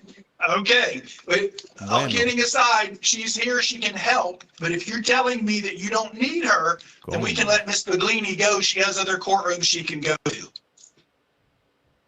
All right. I can understand, Your Honor. Okay, I'm gonna let you make that decision, but if you feel comfortable in English, we'll let Miss Baglini go with our thanks. Miss Baglini, thank you so much. All right. Mr. Saeed Yunus, go right ahead, sir, now that we clarified that little issue. Yes, Your Honor. It's only a small request if you can let her go just to see her children. I don't think she poses any threat. I'm comfortable with her if that's what the court decides. This fool speaks another language. That's for sure. I think he was willing to not press charges also. Yeah, and Just ma'am, don't just pick it don't up. talk about the It case, don't okay? matter. Because I try to tell everybody that everything I'm saying and you're saying is being recorded. And Portuguese, sometimes no people try real hard to Maybe. get me to make a decision one way or the other, and in the process, they shoot themselves in the foot and say things they shouldn't say. That being said, and Mr. Giannis, times are a-changing, Times okay? are Let me just tell you that. As a judge, you're I think always he's from bobbing and Honduras. weaving because the law changes. People are entitled to bond on many charges because the person's innocent until proven guilty. Bond is not meant to He does no punish face. anybody. Bond is meant to make sure a person Not comes Portuguese, back to more court when like, they're supposed to. Think about the good old, Croatian, I think. 1920s. Someone's passing through and they commit a crime. Well, if you let them out, you're never gonna see them again. They'll be back home in Montana and no way to get them back here. So we factor in a lot of things like collateral, it's like, hey, if we're gonna let you out, we're gonna get some money from you. So we hold your money while you're free. So the smaller crimes, it's a small amount. The bigger crimes, it's a bigger amount. Now, there are certain things that a judge could hold someone no bond, but they're pretty rare. Violations of probation are one. Thank you for that daily heart. Capital offenses are another, like certain types of murders. That being the case, there's always things being added to that list. Hey, that face is a For face instance, if a only a person's mother out could on love. bond and they Yeah, pick up a sour new puss crime face. that a judge finds probable cause, then they can hold them no bond on the first crime because it's kind of thought of as a kind of you're thumbing your nose at the system if you're out on bond and you're This picking is up new so crimes. casual compared to the UK. I'm Now, cracking up. what I have here is a motion for pretrial detention based upon Florida Rule of Criminal Procedure 3.132 and Florida Statute 907.0415D. This hasn't been around all that long, but the current status of the law is on certain crimes that the lawmakers have outlined as being enumerated offenses. if the state files this motion and the judge finds it legally sufficient, I'm supposed to hold them no Easy. bond and then send them to see another judge with a quick turnaround. And that judge is, in theory, the judge, they'll probably have long term on the case. And that judge is able to delve deeper into the case and make an informed decision. So, Mr. Jabot, if you don't have any argument to the contrary, I'm prepared, having reviewed this, to find that this is a legally sufficient document. And if I make that finding, which I do, the law tells me I'm supposed to hold Ms. Medina for a short time, no bond, and allow her to go in front of a circuit judge. And we're going to do that on November the 3rd and at 1 p.m. So she's going to have another hearing where the state most likely will have witnesses there to kind of build on what's happened here today, Oh, I think it was which I read from the document. Madam Clerk, there's the motion. So this isn't necessarily etched in stone. Another judge is going to go behind me and look deeper into it to make a decision with live witnesses. Burglar? But for the time being, I'm holding her no bond pursuant to the motion for pretrial detention. Life, right? Next court date, November the 3rd at 1 p.m. That it was a Your burglar. Honor. Thank you, guys. Yeah, it was a May burglar. may I speak? I'm sorry. I think I don't represent any threat. I own a small business and I need to go back to work and to see my kids. Forget about that. You need to learn how to. One second, ma'am. She ain't going anywhere. They're not gonna let her out. Thanks, chat. So, ma'am, it really isn't me a determination of whether or not you're a threat or not. It's really, I'm following the law in that situation. The law, again, as judges, I don't make the law. I'm supposed to follow the law that lawmakers in Tallahassee make. They passed a law that says if I find that document legally sufficient and you've been charged with one of the enumerated offenses, and you have been, then I'm supposed to hold you over and let you see a judge for a more formal hearing in a few days. Yeah, Courtney, it was. So that's exactly what I'm going to do. Now, on count two, I'm going to give her a bond of $1,000. But ma'am, no reason to run off and post that bond now because she won't be getting out of jail until a judge addresses the no bond. Mr. Jabot, anything else, sir? Judge, I think She she has a already has prior a one, too. $1,000 bond on the resisting without. Yeah, If I'm well, not like I said, that one's standard bond, but I'm going to give her Okay. the standard bond on that one. But the burglary of a structure, in this case, a dwelling with damage greater than 1,000 with her enhancement for her status, I'm going to hold her no bond and let her go see the felony circuit judge on the 3rd. Have a great day, folks. Thank you, Judge. May I be excused. You bet, sir. Good to see you. Thank You too. Thank you. Damn, son. Where'd you find? Oh, All right. Any other private attorneys waiting for their case to be called up? there we go. If not, let's go. Well, I wanted to get the gentleman there at South County first. I'm gonna do the ladies and get to the men in the back at Central. I'll try to go as quick as I can. That brings us to Juan Concha. Juan? Did you say Juan? Can you guys see Juan? All right, cool. Let me see. Protein, y'all. Yeah, thank you so much, Mr. Concha. You are charged with a crime out of Volusia County. It's a writ of bodily attachment. Damn, Juan Looks is a like typically mechudo. those writs involve child support matters, Child but support. here so Okay, that's so what they you're being held for. It's a writ of bodily attachment from Volusia County. I cannot appoint an attorney for you, A, because it's Volusia and Mrs. Polk, a totally separate public defender's office. And two, because this appears to be a civil matter, so the public defenders don't represent people on Polk County child support in anyway. Florida. But you can hire a lawyer now if you want. But I find probable cause to hold you based upon the paperwork provided from Volusia. The judge over there, it seems to be a Judge Pickens, Robert Pickens. He set you at a purge. So if you're able to come up with $500 and set $500 for the purge, plus the sheriff over there wants $70 for their expenses in getting you back over there. For $570, you can purge out and leave from our jail. Oh, You shit. certainly head over there if you have a case, you have a hearing over there. But if you don't come up with that $570, we're going to notify Volusia to come get you and want them to hurry and get you. Candidly, Polk County taxpayers don't want to pay for Volusia's inmates no more than Volusia taxpayers Jessica? want to pay for Polk County inmates Go that are pick him over up when there. he gets released. So we want to get you over there as quick as possible. So we'll notify them to come get you. For some reason, if you're still here a week from today, we'll bring you back to talk about it. Have a great day, Okay. sir. Hey, Thank some you, you as states, well. they You will bet. arrest you You over not bet. paying child support. Moving right Florida's one of along, Robert Friedman. Yes, sir. Hell no, Rose Jessica. Mr. Freeman, you are charged with aggravated assault with a deadly weapon. Are you planning on hiring a lawyer that you pick, or do you want the public defender? I don't have any money, sir. I'll call the public defender to represent you. Sir, I've looked over the sheriff's affidavit, finding probable cause, Another Santa? setting your bond at $5,000, making that bond a condition of pretrial release. If you post that bond, you must immediately check in with pretrial release, sign up in person, and call that office on Tuesdays and Thursdays while your case is pending.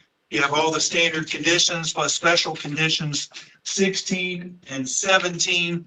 And based upon your address, I would also say 18.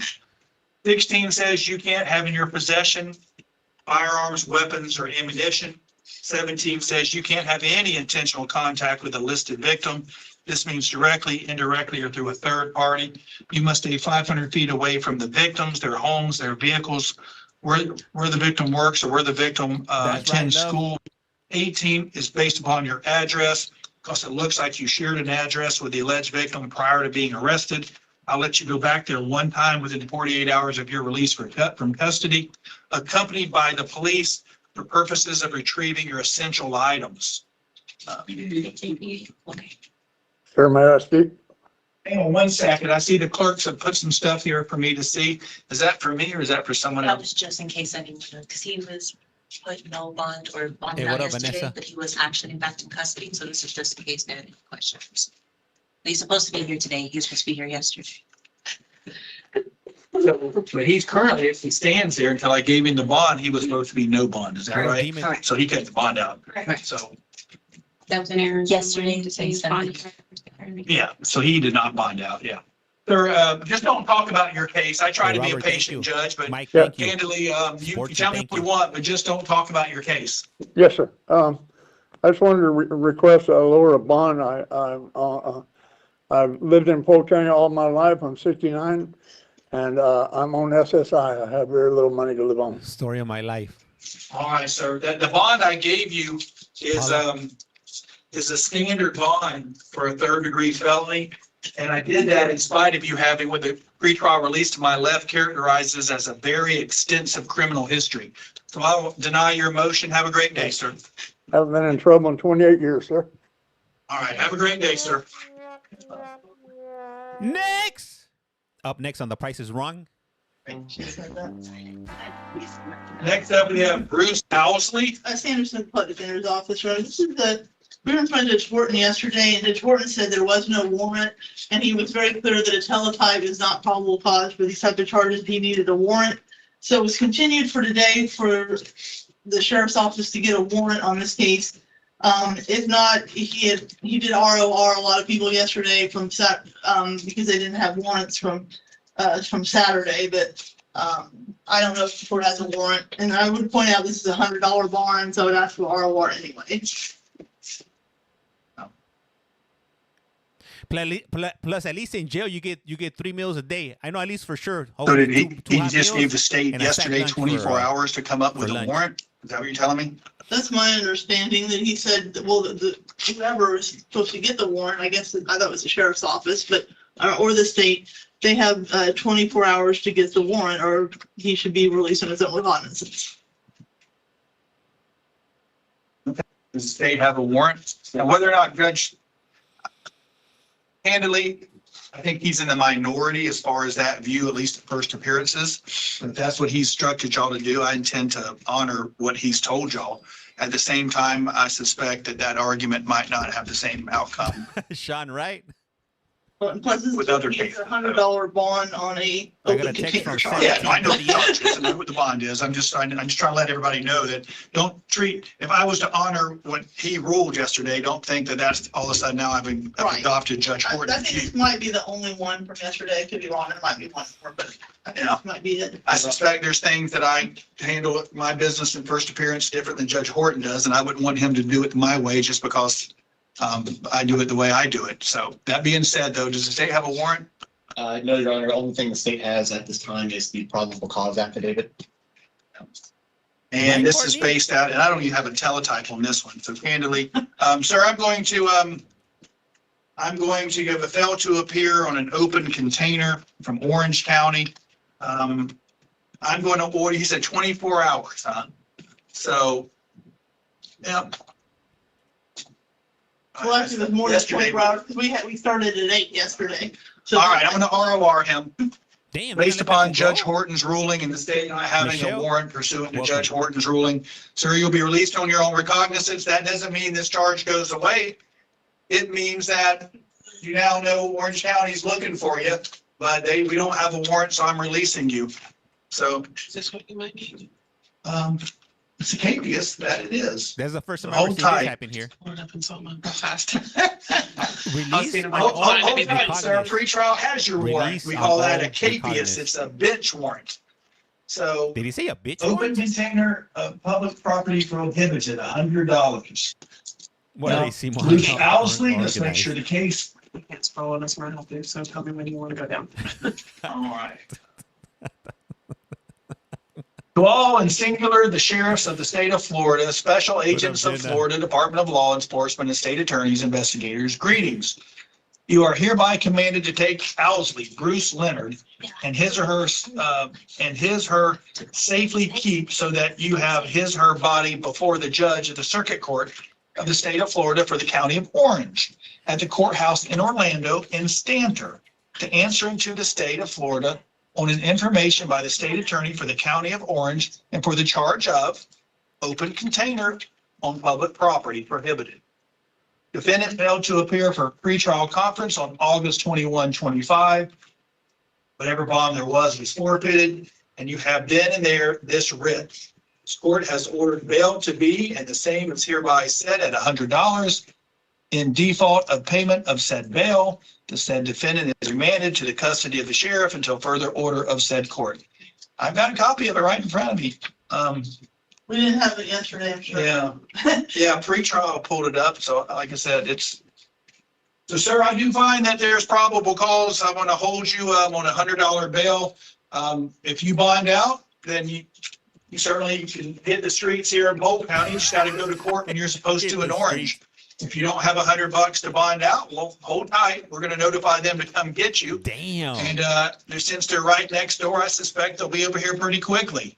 If for some reason you're still here next Monday and you haven't bonded out or they haven't come to get you, then you'll come back at 1 o'clock to see a judge so you two can talk about your potential release.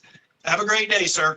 Disregard Yes, to sir. ROR. Thank It's PC $100 based upon Anybody wanna pretrial bail him out? obtaining the caveat known as a bench warrant. I always will go in there and check because tell them when people put things in. So I was like, let me just make sure. Do you have a copy capabilities there? Ms. Smith might want to.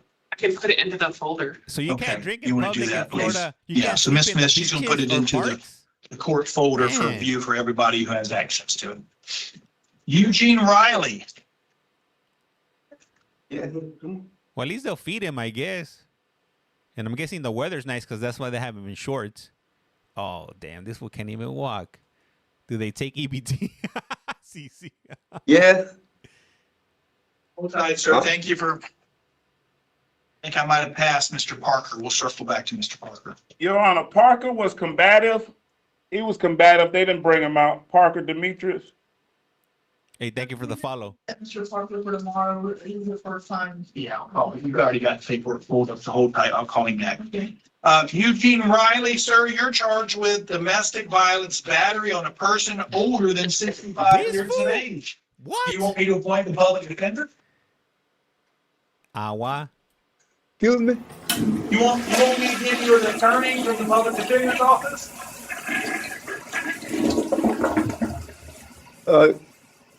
Yes, the public defender, yeah. All right, Yes. I'll appoint the public defender. Sir, I've looked over the affidavit from the Lakeland PD, and I find probable cause for the charge. Yeah. This gentleman, does he have Be acting shows like I got prior dementia. history? I'm talking about recent, and if so, what? Kendra, thank you. The standard bond for this is 5,000. At the end of the day, it appears to be a push.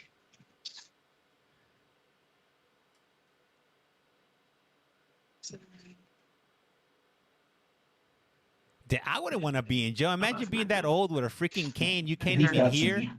Some violence. That's a Yeah, it's recipe from for disaster. Batteries and domestics, he's got convictions for those. All Hey, right, what sir. up, Shannon? Where you been I at? looked over the affidavit. I find probable cause. The standard bond is 5,000. That's what I'll set your bond at. Going to make that bond a condition of pretrial release. If you're able to post that bond, you must immediately check in with pretrial release, sign up in person, call them on What up, today? Monday. All the standard conditions, special conditions 16, 17, and 18. You can't carry any weapons, firearms, or ammunition. You can't have any intentional contact with the listed victim. This means directly, indirectly, or through a third party. Stay 500 feet away from the victim, their home, their vehicles, where they work, and where they go to school. You get to go to that home one time within 48 hours, accompanied by the police But to she's my retrieve wife. essential items. I've been Step with, to your I've left, been with her sir. for like 50 years. Demetrius Parker has apparently been combative. He wasn't brought out. Ms. Smith, you want to brought back tomorrow? Yes, this is the first time. All right, so we'll put Mr. Smith down to reset him for tomorrow. Don't let him fall through the cracks. He'll just be rescheduled for tomorrow. David Sessions. Hey, Bass, thank you for the follow. What this bottle do? Mr. Sessions, you're charged with failure to give information at the scene Desert, of a thank you. crash. Apparently, you're saying you left the scene of a crash without doing what the law requires you to do as far as exchange of information. Oh, this guy Sir, did do a you hit want the and public run. defender appointed to represent you? Yeah, he hit me in the rear when I got out and looked at it. Yes, sir. You really shouldn't talk about the facts of the Talk about case. it. Oh, okay. As much as I know you're trying to help yourself, I read the affidavit, so I know what you told the police when they came to your house and talked to you about it. So you telling it to me again, I've already heard it. But that being said, when people talk about the facts of the case, do so at your own peril, okay? Proceed with caution. So go right ahead with what you want me to know, but just don't talk about the case. Speak on it. I have nothing to say, sir. Oh, man, All right, come on, Your Honor. You messed it up. We had a You- talker on our I'm going to hands. appoint the public defender. I find probable cause based upon the Lakeland Police Department affidavit. I'm going to Hey, set what your up, bond Chacha? at $1,000. Have a great day, sir. How much? $1,000 cash, or you can go through a surety like a bondsman, and how much you pay them for their portion is up between you two. Is this So yeah, live? if you pay the cash, when the case is over, you get almost all of it back. So with 1,000, you probably get back $997. The clerks keep a small fee for servicing. But if you go through a bondsman, typically what I've been told is a bondsman won't take any less than 100. It's 10% What up, usually, Chad? and then collateral for the other 900. But when the case is over, you don't get that back. That's how he makes his money or her money. Have a great day, sir. Lawson, Yes. bonded, correct? Where'd I pay it at? Deputy, where's Lawson? I don't know what Lawson, did I pass over that one? I want to make sure, we had him as bonded. Yeah, Lawson bonded. Okay. You know, got the same thing. Yeah, I showed Lawson bonded, so I marked through it, didn't even call it up. So is that everybody from South County? Yes, sir, that completes South County. Have a great day, sir. Moving on to the ladies, Talisha Cody. Ladies. Let me see. Let me zoom in on this over here. Hold up. Let me fix this up real quick. Ms. Cody, you're charged with one new crime of giving false name to a police officer, and then you're here for 3 violations of probation on a battery on an elderly person, Oh, no. probation violation for resisting with violence, and the 3rd probation violation for battery on a law enforcement officer.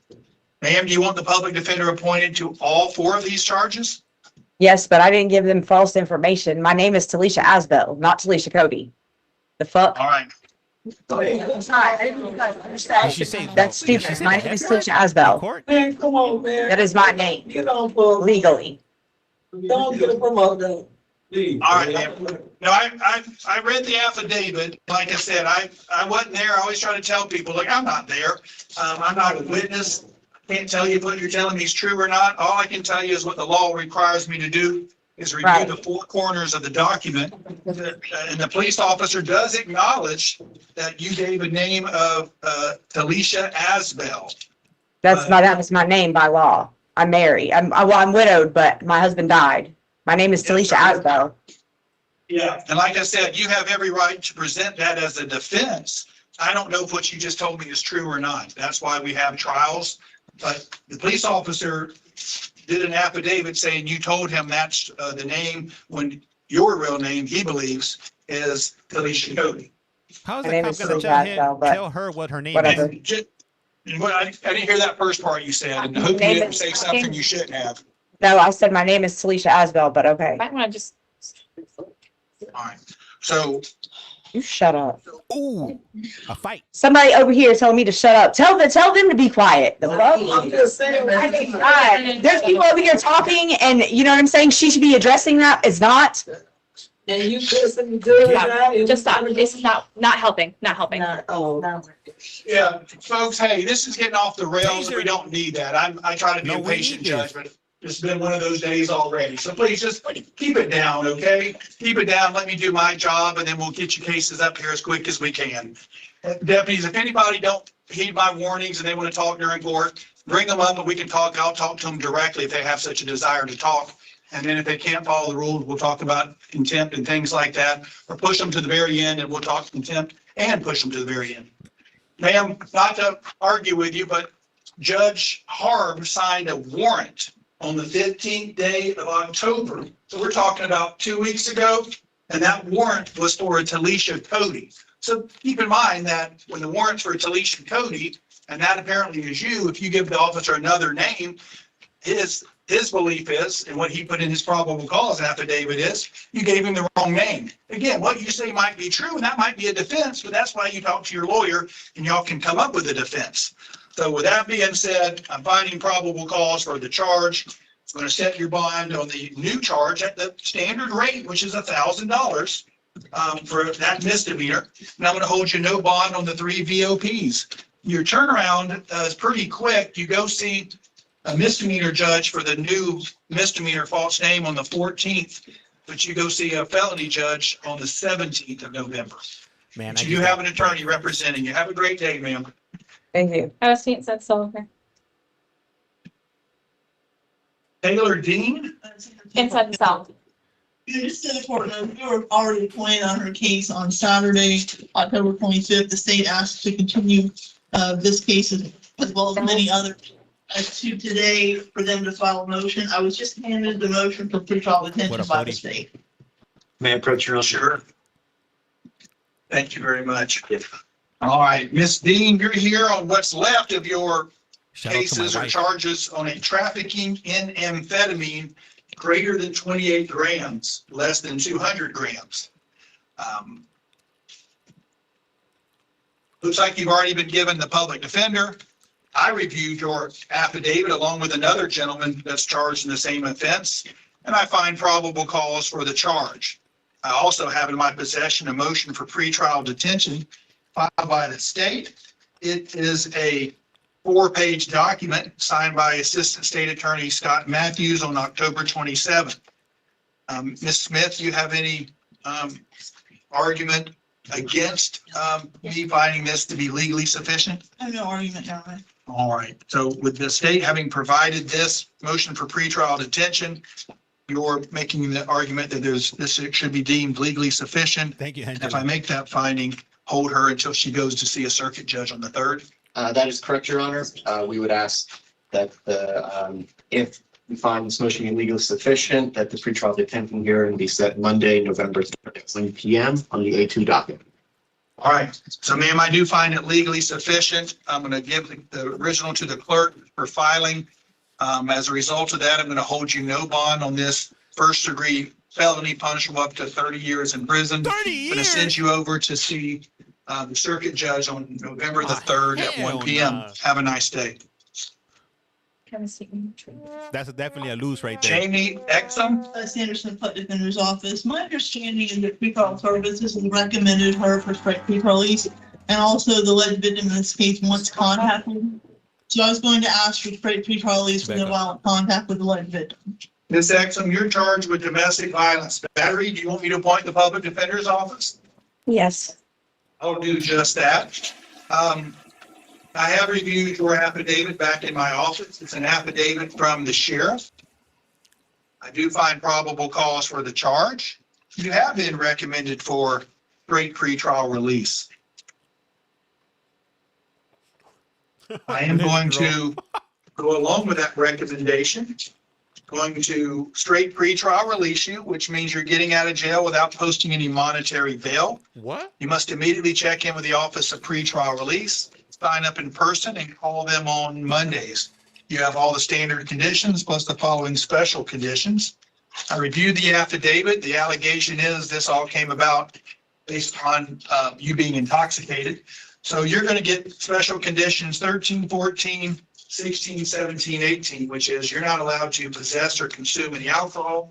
You can't go to any bars, nightclubs, or lounges. You'll be subject to random urinalysis to make sure you're not drinking at your expense. You're not allowed to use, possess, or carry firearms, weapons, or ammunition. And you're also not allowed to have any, now, you said this is one where the victim wants contact. I'm looking at it now. So ma'am, disregard that. You don't get 17 and 18 in its place. You're going to get condition 20, which says you are allowed to have contact with the victim. But this contact that I'm allowing is prohibited from being physical contact or verbally threatening contact. You can't be violent or abusive in any manner whatsoever. So you get to go home, you get to have peaceful contact, but no aggression or violence, okay? Have a nice day, ma'am. Thank you. Good. Damn, that's wild. What up, Moving on to Megan Millett. Megan was combative and they had a PA on her, so they were writing a report, and she'll be, if we can put her on for tomorrow. That's fine. Tomorrow it is. Yeah. And just so I think we have some folks here that were waiting patiently for Miss Millett. It sounds like she was combative. I think the PA stands for physical action, so maybe the deputies had to get physical action. Physical what? PA is protective action. Oh, protective action. Not the, so apparently they might have required some paperwork, and there might have been some hands on for the follow. Yeah, container. So usually in those situations, they don't want to keep her in there for fear that, you know, she'll be disruptive and get herself a new charge. Macbeth, so we're going to try her again tomorrow. It won't be me. It'll be another judge. Hey, put the girl that's going to get the 30 I can't years promise you that judge is and going her in a room together. to let you come in. I don't try to speak for them, but by all means, if you want to come back tomorrow, please do. At the very least, you can do it virtually. But just let the bailiff know tomorrow that, hey, Judge Tammy let us in here, and maybe they'll be happy to let you in tomorrow. We'll set her up for tomorrow. Diane, thank you for the follow. This is going to be Florida, Polk County, Florida, if you will. I bet she was the one telling the other one to shut up. Oh, man, they got an issue coming. If they're in the same pod, Or that little handheld thing they use. what's the point to this? There is no The point. urine will catch them for 3 or 4 days before. Urine with alcohol, yeah. Half of the room is Yeah, the little asleep. handheld. Yes, sir. It's not overly effective. Polk County is bad. Marilyn Mills. Yes.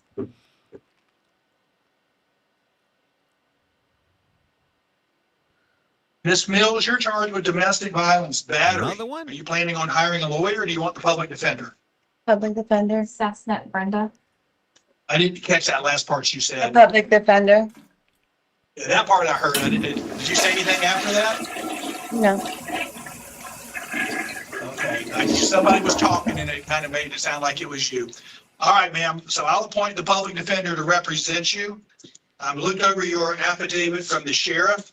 I do find there's probable cause. I'm going to set your bond at $5,000 cash or surety and make it a condition of pretrial release. Ned, you're If you're asking a lot able of to post questions. that bond, you must immediately Way too check many in with the questions for Office me. of the Are Public you a Defender, sign up in person. Sorry, the Office of the Public Defender. You must immediately check in with the Office of Pretrial Release. Sign up in person, calling that office on Mondays. You have all the standard conditions of pretrial release plus the following special conditions. Condition 16, 17, and taking a look at your affidavit, 18 applies. So 16 says you can't possess weapons, firearms, or ammunition. 17 says no intentional contact with the victim. 18 says you get to go back and get your stuff one time within 48 hours of getting out of jail. But to do that, you have to be accompanied by the police. Have a nice day, ma'am. Kenya Osorno is the companion to the other case that I talked about earlier. Capital of the nation for many years. I didn't know that. You want to say it? You can That's say it. fine. I think you be able to leave the house and the other one, she's gonna get stuff out of the house. Yeah, the other one was moving out, the other young lady. Pen Ms. pal is Pistorno, your charge, you're the companion to the young lady, Ms. Sandoval, I talked to earlier. You're charged with domestic violence battery. Another Do you want me to appoint the public defender? Agua. Yeah. I'll appoint the public defender to represent you. You've been recommended for straight pretrial release. I'll go along with it. That means you get out of jail without posting any monetary bail. You have to immediately check in with the Office of Pretrial Release. Sign up with them in person, calling that office on They both Mondays. got arrested? You have all the standard conditions of pretrial release, plus the following special conditions. 16 and 17, but you get to go home. So I clarified with Ms. Smith, the position was the other young lady was in the process of moving out, so she doesn't live there. You do live there, so you get to go home. Don't be surprised if Ms. Sandoval comes back one time with the police within 48 hours to get her stuff. If she comes back without the police or comes back past 48 hours or does something beyond what I just gave her permission to do, and that's violating her pretrial, and she certainly can get held in violation and brought back into jail if she does that. All right, ma'am. So straight pretrial release, 16, 17. Have a great day. Just use them. I sure can. Thank you. Olivia, this is Polk County. Brenda Sassnet. Tell me. Ms. Sassnet, you're charged with petty theft and driving while license suspended. You want the public defender? Yes. I'll go ahead and appoint them to represent you. I've looked over your affidavit. I find probable cause for the two charges. I am going to, based upon your extensive criminal history is what they have you down for. I'm going to set your bond at $1,000 on each of these two charges. Have a great day. So it's 1,000 on each. Hey, Hank, thank you for the follow. Laylo, thank you for the follow. These women are Laquita tough. Smith. I'm saying this is like Peter's office. I just want to be. Now we haven't even got to the man yet. Is it kind of slow today? Ms. Smith, you were charged with possession of firearm by a convicted felon. Damn, she had a You want me strap. to appoint the public defender to represent you? Yes, sir, I do. CDP Beth, Michelle, thank you for the Appoint follow. that office to represent you. Ma'am, I've looked over the affidavit from the sheriff. I reviewed it back in my office and I find probable cause for the charge. Absolutely. Ms. Smith, go right ahead with any. Yes, Your Honor, and it's constructive possession case, and my understanding is that there was two people in the car, and Mrs. Smith did tell the officer she was unaware that the other person was carrying a firearm with him today, but does know him to usually carry firearms, but she wasn't actually aware of the firearm in the car, and I'm trying to remember where it was found in the car. It was apparently in the vehicle in the passenger floorboard, and that's where it was found, and she was in the driver's seat and the other person was in the passenger seat. I was just going to ask if she could have a lower bond than the presumptive bond based on the factual allegations contained in the affidavit. This is Polk County, Florida. He has an open case right now in 25 CF 7796. That's cool, sir. I got it. Leatherwood had said she pled to this. Ms. got T, time thank you. served on 10/24. So do you? So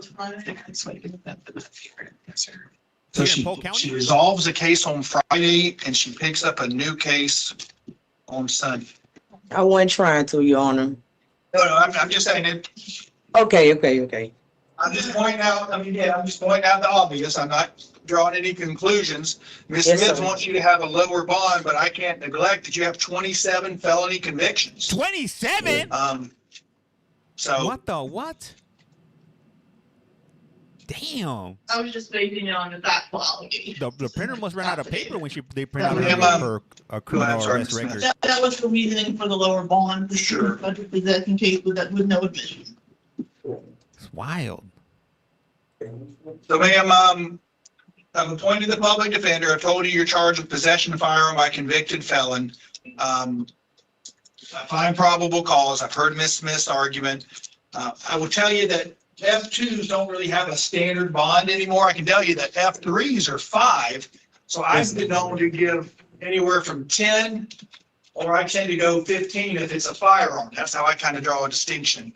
I do appreciate Ms. Smith's argument as far as what she perceives as the weaknesses of the charge. So I'm going to kind of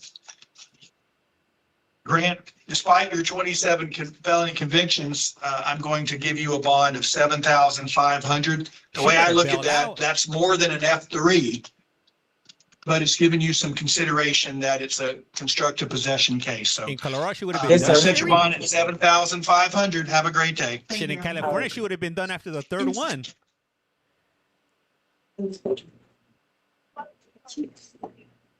Hey, Mike, thank you for the follow. If I had Tanya 27 felonies, Tillman? I'll be patting. Ms. Tillman, you're charged with aggravated assault with a deadly weapon and aggravated battery. Do you want the public defender appointed to represent you? Yes. I'll appoint that office to represent you. I have looked over the sheriff's affidavit. I do find probable cause for the 2 charges. Your bond on the aggravated assault is $5,000. Your bond on the aggravated battery Yellow, is thank you. $10,000. Kind of building on what I just told the other young lady, it's an Texas, she would have been out on F2, one. but it doesn't involve a firearm. In your particular case, this allegation is a baseball bat. So that's, I got the Batter up. 10. So I'm going to do 5 and 10 on the 2 charges. And these bonds are going to be conditions of pretrial release. If you're able to post those bonds, you must immediately check in with the Office of Pretrial Release. Sign up in person, 26, calling thank you. that office on Tuesdays and Thursdays. All the standard conditions plus special conditions, 16, 17. And let me take a look at your address. She It was does pretty appear old to be school the with same, baseball so bat. 18 applies. 16 says you can't have weapons or firearms or ammunition in your possession. 17 says no intentional contact with either of the 2 alleged victims. And 18 says you get to go back to that home one time that you shared within 48 Good hours luck. with the Put police that to going to retrieve court on essential Wednesday. items. Have a great day, ma'am. So, Tiffany, thank you can for I the say something? Because it's not a home, it's a Okay. hotel. I am employed there. All of us live there. They live totally on the other side. Yes, ma'am. If they live there, you What in have the to damn stay world 500 is feet going away on? from where they Yeah. live, which They are 500, they more than 500 feet. So, I mean, that, to me, that's, Bella, thank you. I don't think that makes sense. I work don't there. want you to go, I don't want you to go 500 feet around them. If you're prepared to roll the dice and try to, bounce around that hotel in hopes that you don't go within 500 feet of their home, have at it. That's your rolling the dice. Hey, I need that. But I if need you that go within hotel. 500 feet of them, of the dwelling that they have, then you're gonna be What are you thinking, violating. Nicole? Well, it's not their dwelling, is what I'm saying. It's an employment, we work there. Okay. So. Are they employees- there one night at a time, like a Holiday Inn, or are they staying month to month or week to week? We all live there month to month. Okay, then that's their home, whether or not you No, call it they that or not, that's their home. That's what Florida Your Honor, you're perceives not as listening their to me. domicile, I'm their telling you. homestead, if you will. Hey, That's where they my You live. will? My room number is 126, their room number is like 364. 364, you say? I don't know what that 126 means, and other than it's 364. 2 different numbers. I don't have a Yeah. map of I this tried, place. Christina. What I'm telling you is, you can't go within 500 feet of the place they live. What else? There you What go. up, Kelsey? That's your answer. Okay. Have a great day, man. That sounds like it's gonna be a messy. She might be back. She might be back, guys. Isabella Warnken? Yes. She has recommended for straight pretrial release and resident more contact We as haven't even well. got to the So I was men gonna yet. ask for a straight pretrial release with no violent contact with alleged victims. Ms. Thornton, you're charged with domestic violence battery. Are you planning on hiring a lawyer or do you want the public defender? Public defender. I'll go ahead and appoint that office to represent you. Ma'am, I reviewed your sheriff's office affidavit. From my review of this document, I do find that there's probable cause for this charge. I'm going to set your bond at straight pretrial because you have been recommended for straight pretrial. So what that means is you'll be getting out of jail without posting any monetary bail, but you have to immediately check in with the Office of Pretrial Release. They're here in Bartow. Sign up with them in person. If you can't get there by the close of business today, do it first thing in the morning. Yeah, Sign up in person, calling them on Mondays while your case is pending. You have all the standard conditions plus special conditions 16. Let me take a look at the alleged victim's responses. This is Polk County in Florida. For those of you that are curious, that are just stumbling across, and this is live right now. This is not a replay. This is actually happening right now in real time. So ma'am, the allegation also involves alcohol consumption. So what I'm going to do is I'm going to give you special condition 13 and 14, which is you're not allowed to possess or consume alcohol. You can't go to any bars, nightclubs, or lounges. You also are going to be on a color code, meaning you got to call in to the color line. And when your color comes up, you have to come down and give a random your analysis to make sure you're not drinking alcohol when you shouldn't be. Color line. You can't have firearms, weapons, ammunition, or knives, but you are allowed to have contact with the victim. But this contact is prohibited from being physically or verbally threatening. You can't be violent or abusive in any manner whatsoever. Have a nice day, ma'am.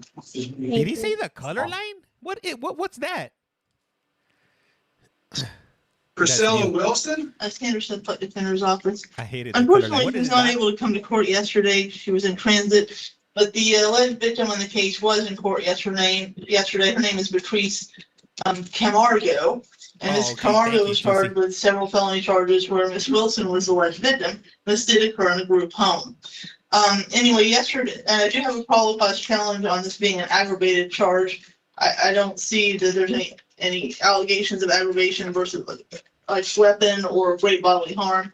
But I would point out that yesterday, that when she came through Judge Horton, the alleged victim gave her found probable cause for misdemeanor. She was charged with 2 felonies. I've never done straight color line. pretrial Thank you guys for that info. and order no violent contact with the victim so that she could live with the court at the group home. That happened yesterday. Unfortunately, Ms. Wilson wasn't able to come to court yesterday, but I'm letting you know what happened on the alleged victim's case yesterday. I would just ask that they're both similarly situated. I didn't see any prior record from Ms. Wilson in Florida, and they do live at a group home. And my understanding, the judge did ask her some questions yesterday. If she wanted contact, with Ms. Wilson, she said that she was fine with contact with her, and it would be no violent contact, and that she could still live at the group home. So she got out of jail yesterday and is probably back at the group home. The alleged victim? Yes, Brenda, Beatrice. Beatrice Camargo. She came through first appearances yesterday. Judge Horton straight pretrial her? Yes, and with no violent contact with the victim so that they could live so she could live in the group home. The aggravated aspect of it appears to be the over 65. Nicole, it is. I don't see this being an F1 charge, Your Honor. No, I agree. What gave it away? I mean, the Judge Horton and I factored in that they were both over 65. Right. So somehow, and the other person was charged with 2 felonies instead of 1. She had a DV battery person, I think with a prior conviction or something. She had an extra charge, but they both are over 65. Somehow he found probable cause on the other case for two misdemeanors. But I would say that this is definitely not an F1 type charge, and they both are over 65. So I was just wanting to ask if she could be straight pretrial release with no violent contact with the victim that came to the report yesterday so that she could continue to live at the group home. That's what says the state? Your Honor, based upon the probable cause action, the state requests that a bond be issued in this case. I believe that there is probable cause to support the battery over 65 charge. Granny's with the shit. Fireworks. She is with the business, apparently. You have no record for her at all. And the other person had no record either. So we have two ladies in a group home, both about the same age, that pushed each other. Yes. Okay. All right. Bingo gone crazy. Ma'am, do you want the public defender appointed to represent you? Yes, ma'am. You're Ms. Wilson, right? Yes, You want the public defender on your case? yes. I'll appoint them. What up, Ella? I've looked over your affidavit. I find probable cause. I'm going to straight pretrial release you. Miss Wilson, if I let you go back to the place you were living, are you able to keep your hands off of Miss Camargo? Oh, I am. I'm not the one that need to be checking the hand, keep the hand. She's not here for me to tell her that. I wasn't the Oh, judge I'm that saw just her. saying, okay. I'm sorry. I don't know how to do this. Hey, maybe they knew each Well, other from before I when don't they were think it's a younger. trick question. I'm just saying, if I let you go back there, are you going to keep your hands to yourself? No, I didn't start it though. Well, I'm not understanding. I didn't say you did start it. I'm not the jury. Sorry. I'm just wanting to know.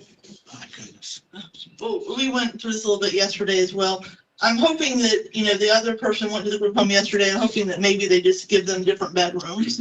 But, the court did order no violent contact with this person, yesterday for the co-defendant. Did the judge Well, say, my I'm not, goodness? I'm not sure I'm ready to do that. I can't get a straight answer from her, so I might give her conditions 16, 17, and 18. If the other lady is living there, then she's gonna have to, and this young lady's gonna have to find her somewhere else to go. She's more interested in answering things that I'm not Well, asking Joe. her, as opposed to answering the question that I'm asking her. Ma'am, do you Deborah, have thank anywhere you. else to live other than the group home? Not right now, I don't. Okay, can you answer the judge's questions? If he asks you a question, can you listen to what he's saying to be able to answer it? Yes. Nah, this Ma'am, is I'm real. not trying to be tricky. I just want to know. I'm not passing any judgment on what happened to get you here. I'm just asking you, if I let you go back to the place you were living, are you going to be able to do that in a way that you keep your hands off anybody else? Yes, okay. Yes, I'm able to do that. What? Okay. I'm going to straight pretrial release you with special conditions 16 and 20. You can't have weapons or firearms, ammunition, or knives. And I'm you're doing allowed good, to thank go back to the place you lived, but you, the contact that you're allowed to have with the alleged victim is prohibited from being physically or verbally threatening. You can't be violent or abusive in any manner whatsoever. Step to your left. And for technical reasons, did you find all guys for a third-degree felony, a misdemeanor, or not the first-degree felony? It'll be the F2. And It's F3? It's a F3 with a battery on a person 65 years of Okay, age. because you started at F1 right now, so I just, So we can do that. We oh, can- thank you. PC found Granny's for leaving now? the battery on a person 65 years of age or older, And is which it would be a F3. Yeah. It is not PC for as charged, the first degree felon. Thank you. Hey, thank you for the follow. Miss Oriola Wright? She's happy.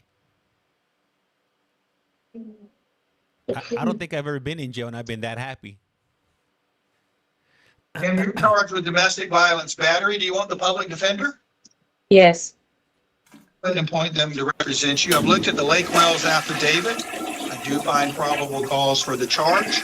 I'm going to set your bond at $5,000 and make it a condition of pretrial release. If you post that bond, you must immediately check in with the Office of Pretrial Release, sign up in person, calling them on Mondays. You have all the standard conditions, plus special conditions 16, 17, and based upon your address and the alleged victim's address, number 18. So no weapons or firearms or ammunition, no intentional contact with the victim, and you get to go back there to the home that one time within 48 hours of getting out of jail with the police to retrieve essential items. Have a nice day, ma'am. Sir, can I speak right quick? You on that one. Sir, that's my apartment.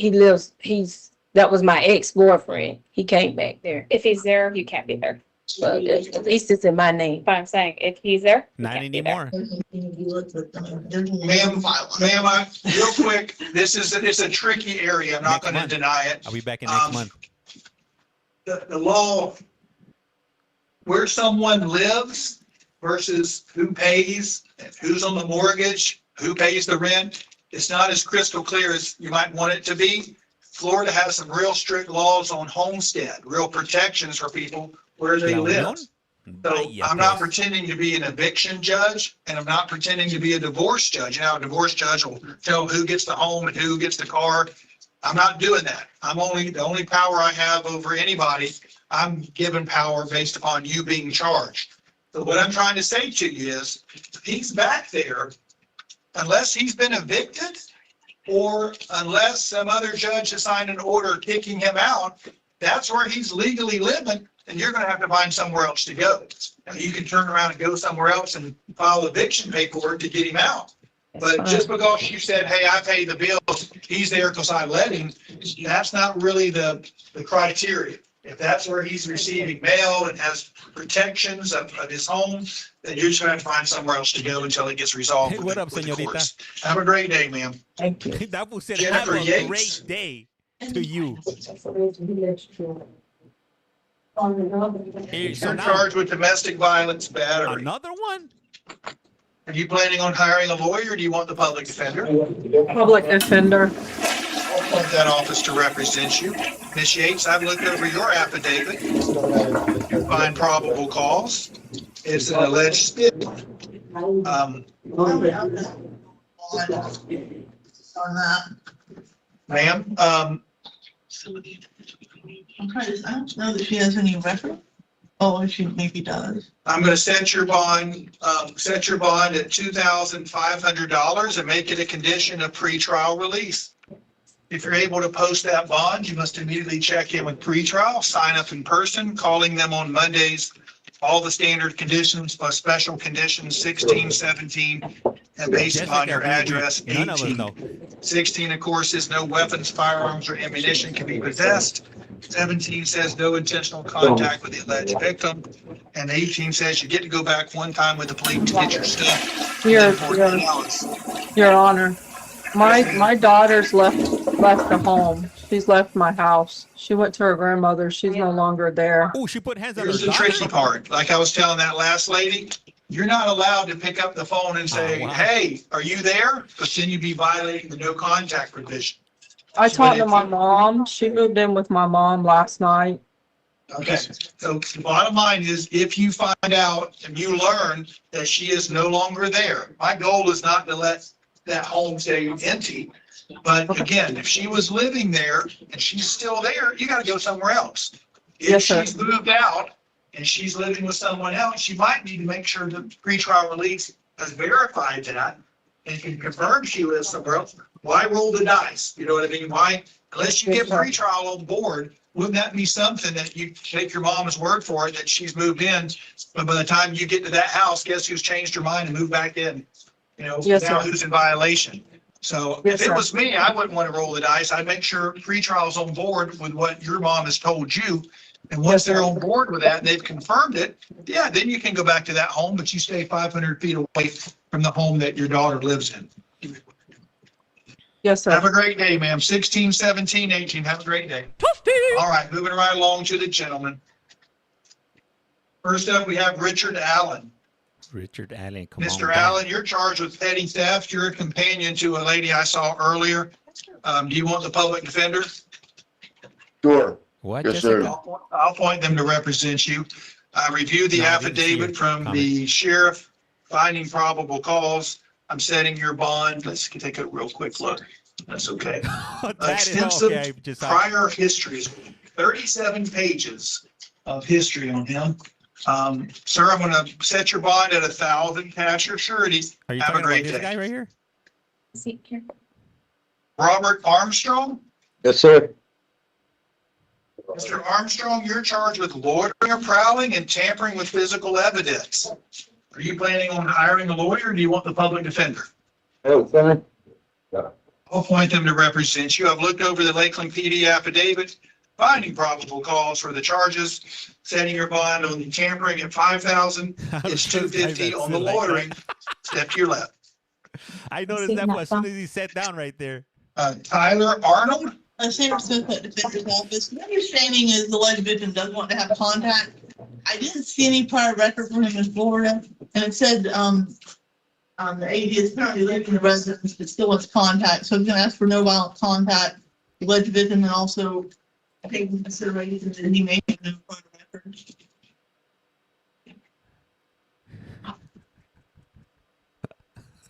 Yeah, Anita, thank you. The Wizinator, not the Wizinator, Chad. And if you All right, know what folks, the keep the Wizinator chatter is, down, okay? Don't ask me what the Wizinator is. Google it. The Wizinator.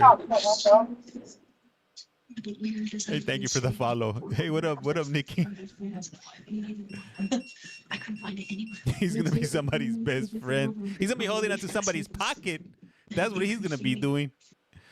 Hey, thank you for the follow. Thank you, guys. Hey, and I hear we're about to be hitting 21,000 followers on one of the accounts, so highly appreciate you. And for those of you that don't know, I have two YT. I mean, I have one YT account and I got 2 TikTok accounts, if you will. You said you have that information. Wizinator saved me a ton of times. That's right, Jake. This is Polk County. Polk County. Hey, I'm surprised you guys haven't said the guy in the front row. Is that me or if he's my twin brother? I noticed that dude as soon as he walked in. All right, sir. He's about to right here. Mr. Arnold, you're charged with domestic battery. Do you want the public defender? Yes, sir. I'll appoint them to represent you. I've looked over back in my office and I just reviewed it again, the sheriff's office affidavit. You find probable cause for the charge. Let me take a look here. 21,000. Hell yeah. Thank you, guys. We just hit 21,000. Show! Hector from the Fast and the Furious. Who the F is flushing the toilet? Well, they got a toilet here, man. Like, I mean, they don't have any privacy here.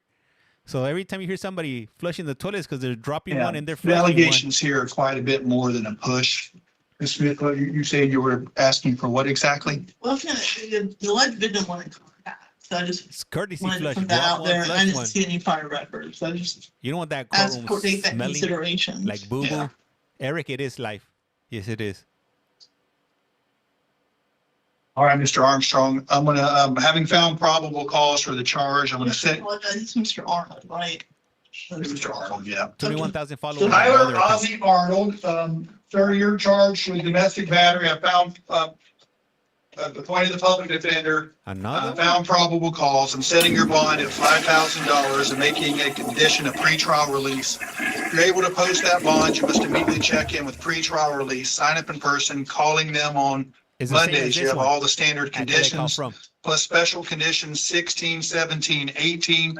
16 says you can't use, possess, or carry firearms, guns, or ammunition. 17 says you can't have you can't have any contact with the alleged victim. This means directly, indirectly, or through a third party. Stay 500 feet away from them, their home, their vehicles, guys where they think work, and where they go to It's school. a woman or a man? The allegation also What do you guys alleges think? that this was brought about by alcohol.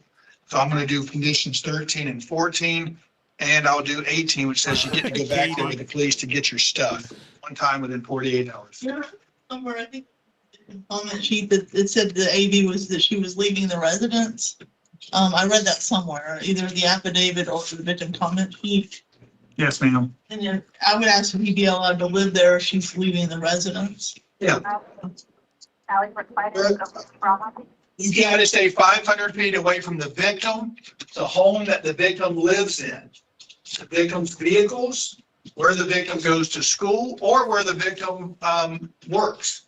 Oh, So okay, if thank the you. victim Good has catch, moved Giselle? from Is it Giselle? 101 Or Jessie? Maple Street to 101 Fifth Avenue, or wherever she's living now, you got to stay 500 feet away from. If you shared a home with her prior to your arrest, and Okay, it was she's a still woman. living there, you got to go somewhere else. That's how this works. Have a great day. Anthony Butler. I don't know the judge's name though. Mr. Butler, you're charged with knowingly driving while license suspended. The affidavit says a third or subsequent offense. You want the public defender appointed to represent you. Yes. I'll appoint that office to represent you. Sir, I've looked over the affidavit. I didn't see any mention of any prior convictions. Did I overlook that, or is it? You see it somewhere that I This did. judge he's not rude compared to the female judge. That judge, she is rude, if you will. The person has a third-degree felony, but I show no mention of any priors. I don't have that citation. Your Honor, I do see on the Suction things.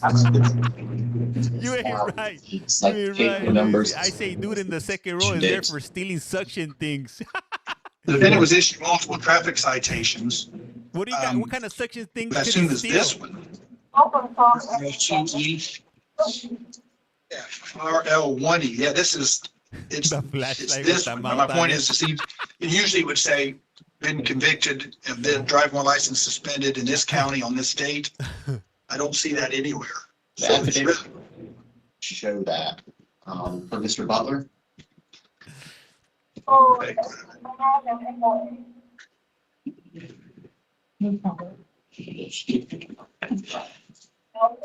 It's been suspended. It's right, but it's not conviction. He's being charged with having committed this offense twice before. Twice?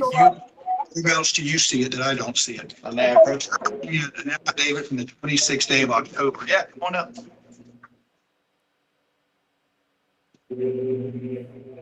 Oh, you serious? There's the one that I have. You tell me it's different than the one you have. Well, this is gonna be Florida, Polk County, Florida, if you will. One that I have specifically without on the bottom. Yeah. Ms. Smith, do you have I mean, we have different copies of the affidavit. I did not have a probable cause challenge based on what I had read previously in my affidavit. Okay. So if we're on the same page, that at least the amended affidavit reflects the priors. Sir, I'm finding probable cause for the third degree felony. Going to set your bond, Mr. Butler, at $5,000 cash or surety. It does appear as though you have an open felony case. And what is this open felony for? That's right, KB. Battery on a police officer. So, sir, having found probable cause for this one, I am going to revoke your bond on that earlier case, which is 25 CF 5112, and hold you no bond pursuant to the authority of Parker versus State. So 5,000 on this one and Parker on that one. I'll appoint the public defender on that older case if they haven't already been appointed. Have a nice day. Yeah, no, he's definitely gonna go to prison. Assaulting a police officer or a peace officer, that's not good. They don't like those type of individuals. Robert Gorman? Yes, sir.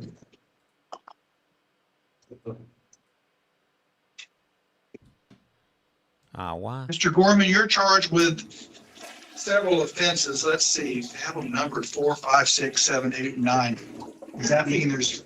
These are add-on charges, cannabis is in the behalf. We were appointed yesterday to the cannabis paraphernalia and the deed of loss charge, third offense. However, these are add-on charges. I don't know if they're going to be the same case number or not, but if they're not, I would just ask to be appointed on this case too, because I don't know if they're going to be all in the same case number or not. Sure. Yeah, it's clear that he was, from the affidavit, he was arrested on some other things, and these were brought about during the transport, allegedly. Sir, you've been given 6 new charges. They are possession of fentanyl, possession of a controlled substance without a prescription, possession of methamphetamine, tampering with physical evidence, like a freaking possession of amphetamine, and possession of cocaine. If the other lady had appoint the public defender on these charges, because I do believe it'll probably be added to the same case number. If not, I'm going to appoint the public defender on these if it's a standalone case. Ms. Smith, anything on the charges, any probable cause challenges? All right, sir, I'm going to set your bond, having found probable cause at $5,000 on the fentanyl, $5,000 on the controlled substance without a prescription. Based upon the amount, I'm going to set the bond at $7,500 on the meth possession, $5,000 on the tampering, $5,000 on the amphetamine, and $5,000 on the cocaine. Have a great day, sir. John Patrick Harvey. We were appointed on the case on Saturday. They asked for 2 days to file their motion for pretrial release. I just received it from the state. When it asked if he get a bond on the paraphernalia, I don't know. I wasn't able to get a bond on the paraphernalia yesterday. So I would ask that a bond, or Saturday, I would ask that the bond be set in the paraphernalia. So that this, Why is bro just watching court? That's a good question. We got about 800 people watching. We got 339 on one stream. We got 480 on another. And on YT, we got 31 people. Damn, we got over like 800 people watching court. Sufficient, state would request that why is everybody watching pretrial court? detention hearing be set for Monday, November 3rd, 1 p.m. on the A2 docket. All right. Mr. Harvey, you're back, having been charged with trafficking in amphetamine greater than 14 grams. You already have the public defender. I have reviewed the Bartow PD affidavit. I do find probable cause. I have reviewed here in front of me. Right, it is a 4-page document titled Motion for Pretrial Detention. Watching the court. It's based upon Florida Statute 907.0415C and Florida Rule of Criminal Procedure 3.132. After my review of the document, I find it to be legally sufficient. This is as a result of that, I'm going to grant the motion for pretrial detention, hold you no bond, and send you to see the circuit judge on November the 3rd at 1 p.m. That's right, Laura. Have a great day, sir. You're a federal worker, Laura? Man, I don't.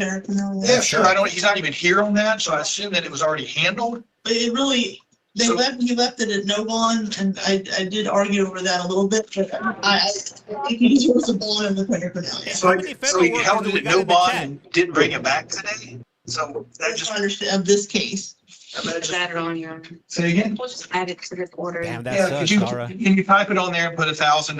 I just don't understand how you could, when you're coming back for the purposes of doing a motion for pretrial detention, holding This no is bond, weirder than real how you could reality TV, right? holding Jose? no bond on a misdemeanor that he's not subject to. The motion for pretrial. 818. Shout out to the Valle. So, drug paraphernalia, we'll add it to the pretrial, I'm sorry, the first appearance paperwork, and we'll set the bond at $1,000. Have a great day, sir. Josiah Hines. Is this live? Yeah, it is. It is live. Absolutely, it is live. Mr. Hines, you're charged with failing to appear at arraignment on a charge of battery. Battery. Do you want me to appoint the public defender? In fact, do you want me to appoint the public defender? Yeah. Go ahead and appoint Time off him. is good. I've looked over this case, George, how's it going? approved by Judge Grove, finding probable cause, your bond is $1,000. Have a great day. Brian Lewis He's an Kellen. FBI. She If you want to wait to the end on that one, Judge, that's going to be a little lengthy. This is Polk County, Florida. Yes. Polk County, Florida. This is live. Going down the list. Trevor Link. Trevor. That one does not look like Trevor. Challenge in the possession of ammunition like the wrong grounds. Mr. Link, you're charged with possession of ammunition by a convicted felon, possession of firearm by a convicted felon, possession of a concealed weapon by a convicted felon, and violation of injunction for protection against domestic violence. Do you want the public defender appointed to represent you? Yes, sir. I'll go ahead and appoint that office to represent you. Ms. Smith, go right ahead. Yes, sir. He's Hey, still what up, charged Hector? with How's it both going? possession of firearm by a convicted felon and possession of ammunition by a convicted felon. As we all know, the statute case law says that the state can only file one of those charges by information. I know we're not to the filing part of the case yet. Second row. Checking. However, as a fairness issue, I don't think someone should have to bond out on a case that the state is not going to be able to file on. And also, we put out there was a gun and it was loaded. The ammo was in the gun, so it was all together. So I would ask for no probable cause and for him to be released into the retirement since under possession of ammunition, since he more than likely will be charged in possession of firearm instead. The last time I was here, I think you and Mr. Matthews agreed to a lower bond on the ammunition. Today, you're just wanting to be ROR. Everyone's different, you know. No, I'm just saying, I didn't know. Shout out to the There's some logic to, because I don't know under what charge the state's gonna file. And so that would be the state's argument on file. That is correct, yeah, FL Country Right. Board. I would ask if the court's going to find a probable Pasco cause, it would be a County, much where's that lower at? bond on at least that one because What up, Kimberly? firearm loaded with ammunition, I would, I mean, I guess I could file ammunition, but it seems like if a firearm, you're gonna file on the firearm. But anyway, that's. All right, sir. Having reviewed the affidavit from the city of Lakeland, I'm gonna find probable cause for all 4 charges. I could do Possession of ammunition by a Henderson on convicted Saturday. felon, there is case law on this. I'm gonna set your bond at $1,000. I think that's prudent. On the possession of firearm by a convicted wish I felon, could I'll do set your Vegas. bond at $10,000. On the possession of a concealed weapon by a convicted felon, it'll be $10,000. And the violation of injunction for protection against domestic violence will live be in Henderson? $1,000. Oh, So the snap. grand total is $22,000. Have a great day, sir. Virginia? I don't know, do they have, I don't know, like, Yeah, if you guys got any links for any live Laborious books, send it to me and I'll McCoy. check him out. That's Anderson. Órale. Office. The alleged victim wants to have contact with him, so that's for no. Mr. McCool, you're charged with domestic violence battery. Are you planning on hiring a lawyer or do you want the public defender? Uh-huh. I'll appoint that office to represent you. Sir, I've looked over the sheriff's office affidavit back in my office. From this document, I find probable cause to hold you. The cops are bad in Henderson, that's what I refer to. Just taking a look at the victim's comment sheet. The city's cool, but the cops, they're no joke. Especially if you're brown like me. Stay out of Henderson. Don't do it. Chicago wild now. If you will. Hey, what up, Sue? You're back? Let me see. Imagine all those fines all day, every day. Man, they're definitely breaking in the money. Can you do Texas? I do Texas. I do Judge Boyd, Judge Fletcher, and El Paso. Can you do LA County? I wish Sir, I I've could looked do LA over County. the affidavit, finding probable cause. Debo. I'm going to set your bond on this one at 5,000 cash or surety and make it a condition of pretrial release. I got a link If you're from able to Santa Ana, post though. that bond, you must immediately check in with the Office of Pretrial Release, sign up in person, calling them on Mondays. You have special conditions 16, 17, sure, and Harley. 18. 16 is you JW. can't possess or carry firearms, weapons, or ammunition. 17 says no intentional contact. I do understand loud that the alleged victim San Diego. indicated San to Diego, they do pretrial sting them, release but I that can't they sting don't them. oppose contact at this early stage. Based upon the allegations, I feel more comfortable with no contact, never done but subject to a Massachusetts. change by whatever judge is assigned to your case. So for the time being, it's 16, 17, and Utah, you 18. do parole hearings. No weapons or firearms, no intentional contact, and you get to go back there to get your stuff one time within little thing in the 48 phone. hours with the police. Sir, just want you to What know up, that by Kimberly? law, I'm what they call a mandatory reporter. The allegation is that this alleged crime took place in the presence of a minor. By law, I have no choice but to report this to the Department of Children and Families. So I just wanted you to know that I will be reporting West this. Virginia. They may already know by the police, but I want you to know I'm reporting it to DCF because I have to. Have a nice day, sir. That brings us to Kasim Nesbitt.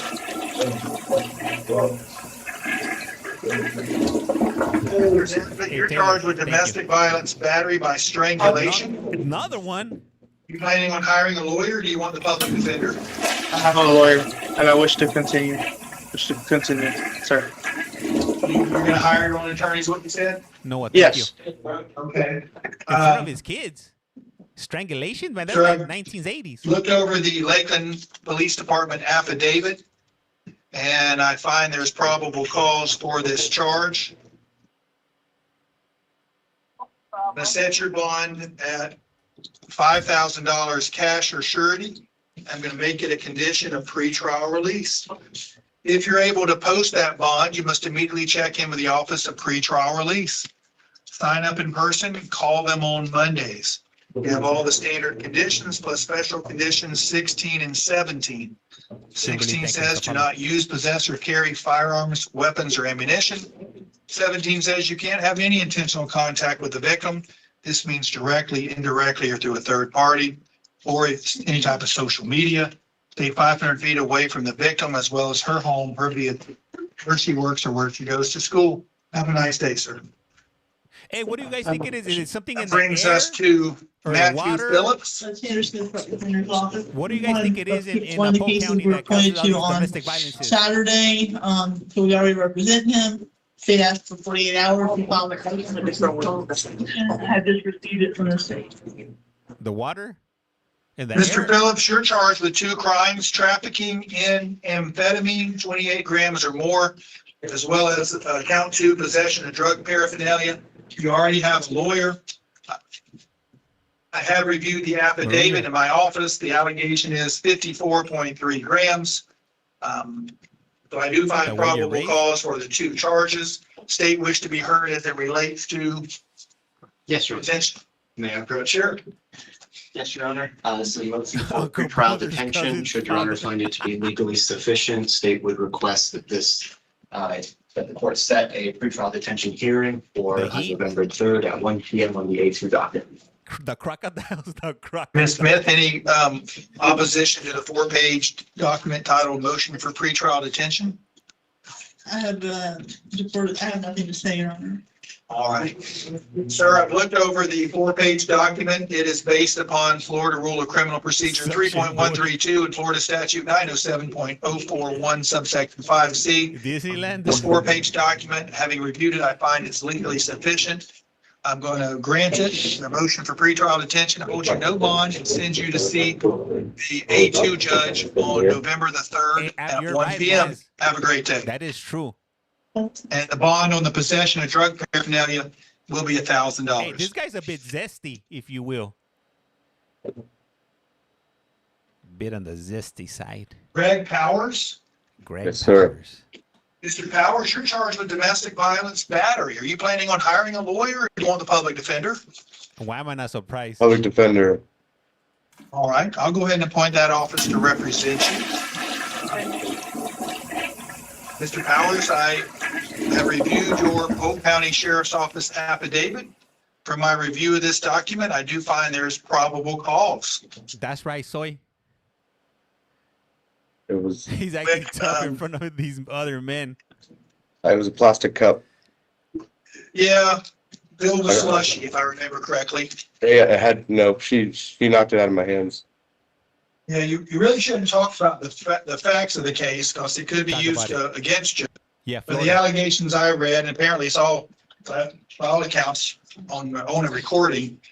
The allegation is she reaches for the slushies, not the drops to the ground. You reach down, pick it up, and throw it in her face. What? So that's the allegation. I wasn't there. I don't know if it's true. I'm just telling you that's the allegation. Second row's cracking So, up. sir, I'm going to find probable cause. I'm setting your bond. I will lower it, kind of like the one earlier. Was a spitting. Sometimes I wonder if spitting's worse or better than getting punched. Some people would probably argue both ways. But in this case, it wasn't a spit, it was a slushy. So I'm going to set your bond at $2,500 and make it a condition of pretrial release. If you're able to post that bond, you must immediately check in with the Office of Pretrial Release. Sign up in person, calling them on Mondays. You have all the standard conditions of pretrial release plus the following special conditions. You have special conditions 16 and 17. 16 is you can't possess or carry firearms, weapons, or ammunition. 17 says you can't have any intentional contact with the alleged victim while this case is pending, while you're on pretrial release. This means directly, indirectly, or through a third party. Stay 500 feet away from her home, her vehicles, where she works or where she goes to school. Clearly, y'all don't share the same address, so no reason to give you condition 18. And like the gentleman a few moments ago, by law, I have no choice. I have to report this to DCF. Since I the reported it allegation myself, is, Your Honor. I reported it myself before I called the cops. Still going to. yeah, I don't doubt that. Like I said, I just She let hit you know me. that. She hit me first. Sure. Like I said, I wasn't there. I can't tell you what I happened. took video. He's a feisty All right, one. your hearing's done, sir. Step to your left. Have a seat in Hey, the cell here. The spit to Sir, the face, and I it's think all that's here. highly, Thank you. super disgusting and disrespectful. Laughing Next out up loud, is no, Jake fleshy. Quick. Yes, sir. That's gonna Thing be a is, he's cellmate. been recommended for quick release. So I was going to ask for that also. You missed him, Jerome. We've been on for like over 2 hours, almost 2 hours and 2 hours and 30 minutes so far. Mr. Quick, you're charged with domestic violence battery. Are you planning on hiring a lawyer or do you want the public defender? Public defender, Your Honor. Plot twist, that's his Go ahead and girlfriend. appoint that office to represent you. Mr. Quick, I looked over your Lakeland Police Department affidavit. From my review of this document, I do find probable cause. You take a quick look and jog my memory. Hell yeah, this is AI, I man. do remember it. Allegation involves a sibling. Can AI have such 30, a if I female let you out of mustache jail without having you post any monetary bond, do you have somewhere else that you can go away from the alleged victim? Yes, sir. That's the pretrial, so you know, pretrial tried to reach out to her. He does have nice hair. We're unable to get a hold of the alleged victim. So I don't know if she wants you coming home or going somewhere else or afraid of you. I just don't know. So what I'm going to do is I'm going to let you out of jail without you posting any monetary bonds. You'll be getting out.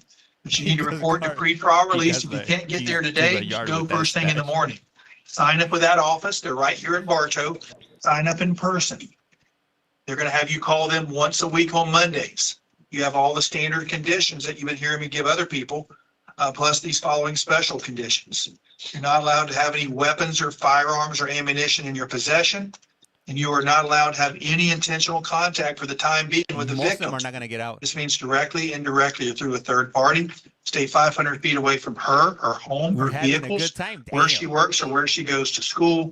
Oh, yeah, I got to pay Since you for that. lived at the same address with her prior to being arrested, I'll let you go back there one time within 48 hours of you getting out of jail, accompanied by the police. So you'll need to set that up yourself so they can go along with you so you can get your stuff. Okay? Have a great day, sir. Right, Thank Danny? you. That's what I was saying earlier on. Hey, who thinks that they're going to be Yes, sir. fighting So, for that guy? They're gonna, you, somebody's going to be fighting Here's to the have that tricky guy part. as his cell. As a where are we cell. going to send, Mr. Quick, come here a minute. Sorry. They're definitely going to be Forget all fighting that. for I'm him. saying, you going to send it to the address I just told him? Most likely You they would can't notice go that. back. Most likely, oh. So, Mr. Quick, It's random, Pink, do you random know what time. address you'll be moving to? Yes, sir. Do me a favor, make a mental note of this, okay? Mental note. Because the last thing I want is the clerks to my right have said to me, Judge, we're sending this gentleman not to the Bartow courthouse, but we have a courthouse on Memorial Boulevard in Lakeland. So that's where your next court date's going to be. My concern is, I just told you you can't go back home while your alleged victim's there. So I don't want them mailing something to you at home and you never getting it and you miss court. So I don't know if the deputy, you can make a mental note, if you can write this on your hand or something like that. But the court date that you have now, that the clerks are going to give you in Lakeland, do you know where the courthouse is in Lakeland? 8 years old thinking about that. Hey, they're going to be like, There's hey, I got right dibs on two-tones Memorial right is there.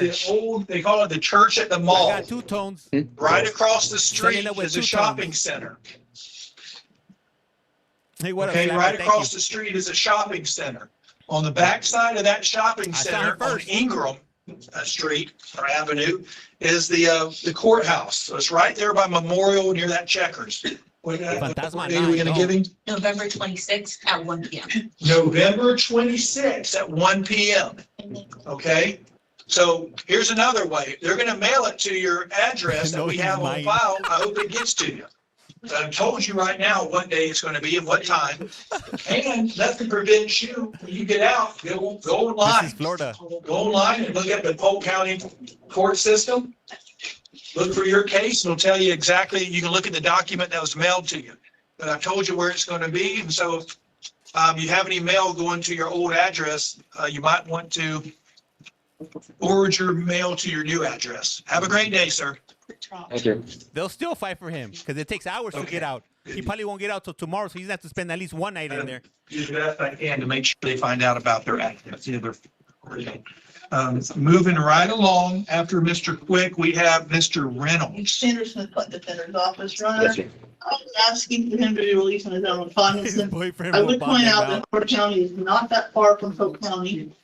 He has been in jail since October 17th, only on Hardy County charges. He came to first appearance in front of Judge Butts. I was there on the day, on the 18th of October. And then she said to bring back the first appearance still in custody by October 24th. On October 24th, I don't know if I was there that day or not. I may have been, but Judge Griffin gave everyone another week to come get him, or another couple days. On the 24th, it said I would come back on the 27th. I don't know if it's a full week, but gave him even more time for Hardy County to come get him. And Hardy County has not come to get him, and he's been in their jail since October 17th, so I'm asking for him to be released on his own recognizance. Please. But it says no bond until seen by Judge Rayful. Now, I hear everything you're saying, but how would you? Well, he needs to go to Hardy County. That's what I'm saying. It doesn't normally say this, but it's in-house, it's in our circuit, and it says no bond until seen by Judge Rayful. So I'm just trying to reconcile Judge Rayful's position versus the argument you're making. Well, he cannot, stay in our jail indefinitely. I mean, I know there used to be a time limitation on this, but they've been given several chances to come get him. And I mean, they're not coming to get him. For him to even be able to go there to get the bond by Judge Rayful. What says the state? I tend to, in these situations, I'm not going to ROR him right now, but I'm going to give a pretty quick turnaround ultimatum, if you will. I'm going to basically say tomorrow at 5 o'clock, that gives Hardy County 40 minutes away. Yeah. If they don't pick him up, if he's still in our jail tomorrow at 5 o'clock, then he's to be ROR. And that is October the 28th. So Tuesday, October 28th, if he's still in our jail, I'm ordering that he be ROR. Now, being ROR doesn't mean this goes away. It means that, I had to go to Hardy County to find out what's wrong. I need to pick up the phone and Yes, find sir. out from the clerk when you get in front of Judge Rayful. It just means But- you're not going to be in custody. But Right. the allegation is that you violated your pretrial release. Right. Judge probably told me I'd be released today if they haven't come got me yet. So I don't. Who? The judge last Friday when I was here said that I would come to court today. If I was still here today, that they would release me today. So the judge said that they didn't get, Friday, they didn't have a teletype that said that they were coming to get him, that he would leave it up to the judge and, basically recommend our account.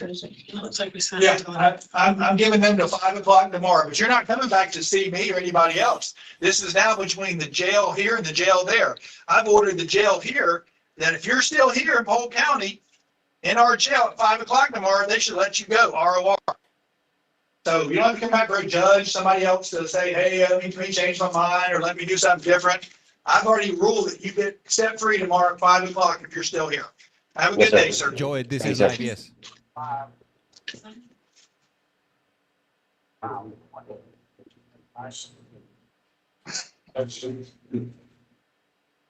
Jonathan Souffrant, Yes, sir.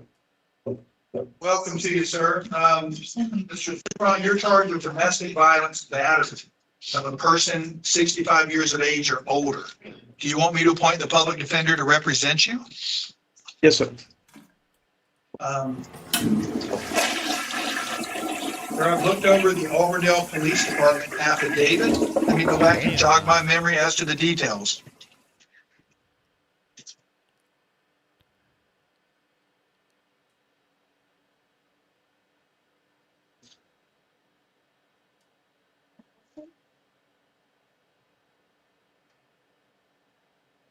No, right? Right. That's all those. You can say that. Okay.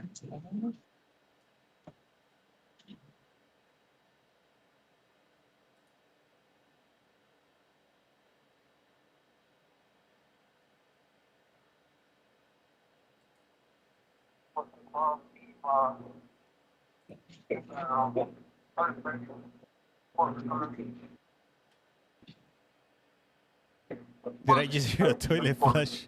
I think you did. Right, sir, I've looked over the affidavit. I do find probable cause for the charge. Standard bond for this third-degree felony is $5,000, so I'm going to set that as the standard bond.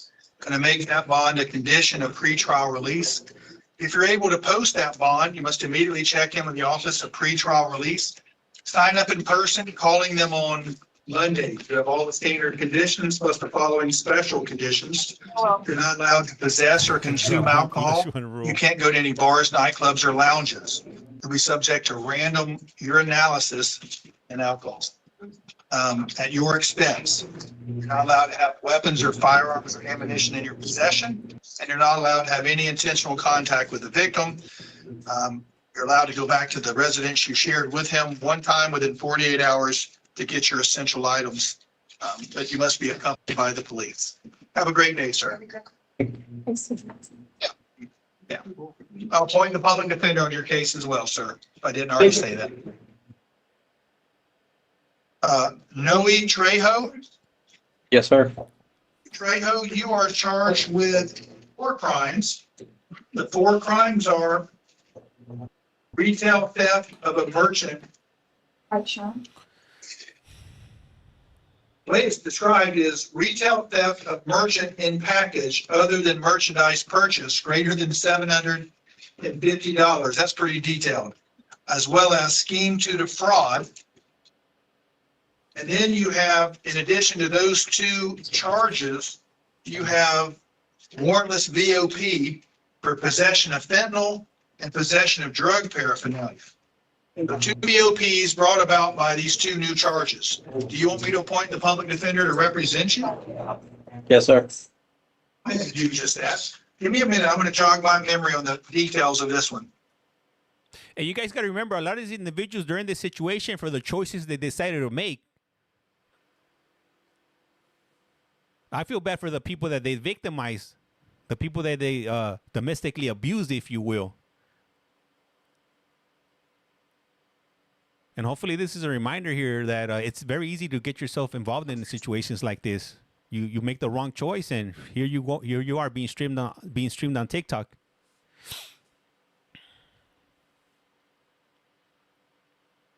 It's all about choices. Everybody has a choice. You know, you get upset and you don't know how to handle that, and you smack somebody, you choke them out, or you react in a negative way, and it could definitely turn your life upside down and the other person's life upside down, depending on how far it goes.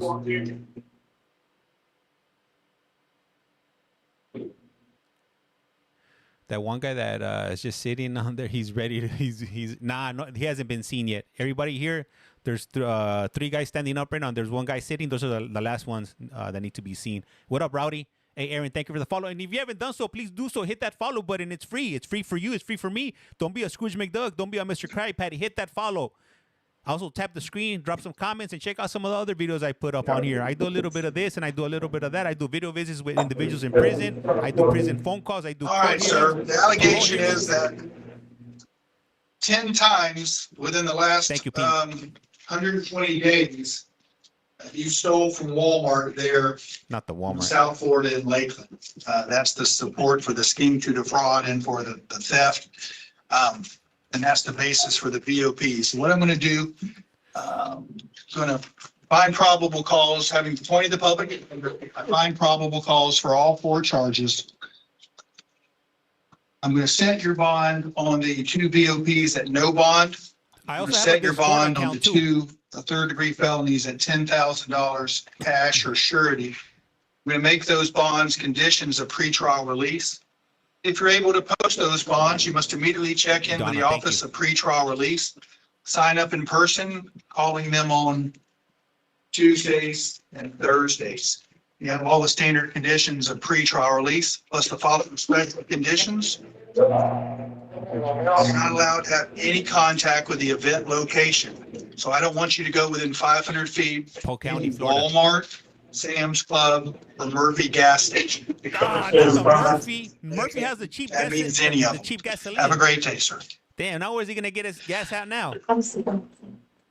And James is not a scammer. That's right, Chad. Next up, we have appreciate you. Frederick Lee Wright. How you doing, Your Honor? I'm good, sir. Thank you for asking. But I must Sorry. have selling projectors, Chad. Mr. Wright, you have a couple of different cases in play here.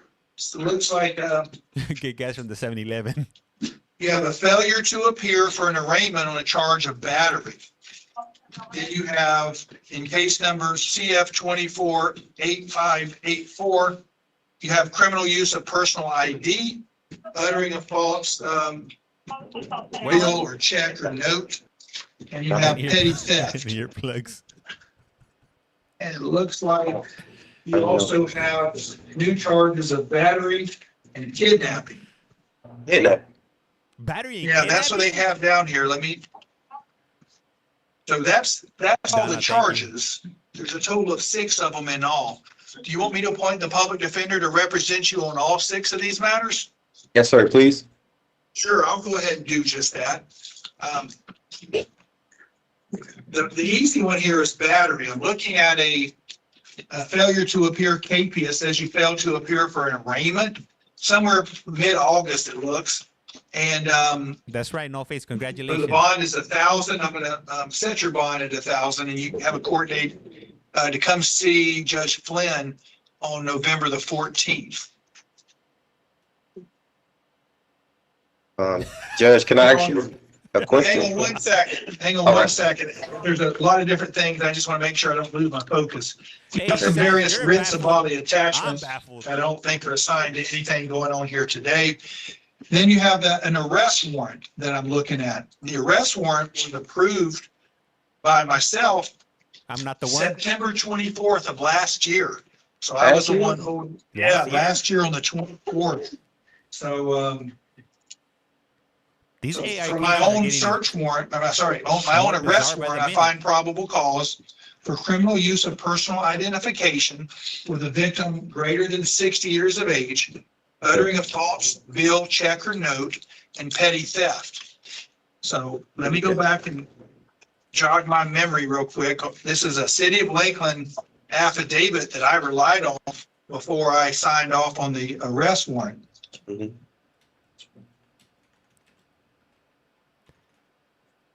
Hey, how many people in here are from the UK? Please stand up. And do I get to, go ahead. I think the warrant Yeah, is. I'm just going back and looking over. The allegations have to do with an alleged victim who had an original check that was altered, if you will. Man, that's why I love social media, man. And just so you know, this account here, I set it up under a UK number. Somehow his check that was made out to Lakeland Electric somehow got altered and got made out to you instead. Okay. So that's the allegations right there. So I find probable cause for the criminal use of personal ID, false, uttering a false instrument, and petty theft. I'm going to set your bond on the petty theft at $250. $250. On the uttering an instrument, a false instrument, it's $5,000. And on the criminal use of personal ID, that's of a person 60 years of age or older. Just confirming that. It looks like that's a second-degree felony. I'll set your bond at $10,000 cash or surety. And I'm going to make those bonds conditions of pretrial release. If you post those bonds on specifically this case number CF 248584, you have to immediately check in with pretrial, sign up in person, calling them on Tuesdays and Thursdays. You have all the standard conditions plus special condition 17, which is you're not allowed to have any intentional contact with the alleged victim. This means directly, indirectly, or through a third party. Say 500. And is this with the, I'm sorry, excuse me. Is this with the bill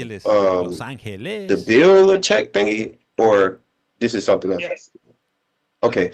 So I'm just doing this one at a time. You have three things you're here for. This in court, then the warrant I signed last year, and now I'm moving on to the one that's more recent, the City of Bartow PD. You got So any yeah, links? If you have the any gentleman who links, says that a check that he made out to the electric company somehow got switched into your name and cashed, that fella, you got to stay 500 feet away from him and have no contact with him. Yeah, I don't. Moving on, to the City of Arto affidavit that relates to domestic violence, battery, and kidnapping. Let me take a quick read of this, so hold tight. It might take me a minute. Yeah, so if you can't make the bail, you stay in jail to see what the outcome of your case is. If you beat the case, then you get out. If you don't beat that case, you're gonna go to prison. So yeah, you're sitting in jail. There's people that sit in jail for years, waiting for the outcome of their case. Kidnapping is crazy, yup. Nah, this is the first appearance. He just got picked up. Yeah. I didn't hear cash only. How was my county only lets you stay 23 months? Anything else upstate? What county is that? While you're fighting your case? Or maximum sentence is 23 months? Can we get some clarification on that? I'm in federal prison 10 hours a day. What? You work there? Rikers will let you stay forever.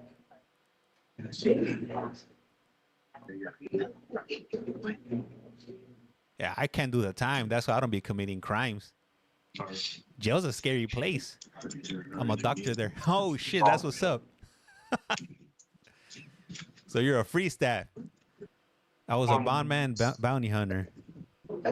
James, what does I don't know. I'm not sure what that means, Joey. I don't know. Is that considered like a cash purse? I'm gonna have to look that one up. Are you in California? Yeah, I'm born and raised. Born and raised in LA. All day, every day, if you will. What do you do? This fool did he did a kidnapping. And also a failure to appear. Did 12 months until outcome of my case. If you will. 23 months max sentence. Okay, yeah. LA County used to be the most you could do would be a year, a county lid, and if you did anything more than that, you would go upstate. But they could stack the county lids. But this I'm talking about like 23, 24 years ago. I remember I heard of some dude that had 5 county lids. He was gonna do 5 years in county jail, and that shit is brutal. If you will. What's happening now? I'm not sure what they're doing. I'm a bit confused on this gentleman here. Security is collateral. Oh, okay. Thank you, Beach. Why did you say collateral? They gotta get all fancy with us over there in Florida. Just say collateral. Hey, thank you for the follow, 1978. Judge is reading more in depth. Let me see. You can put your house up if you have one.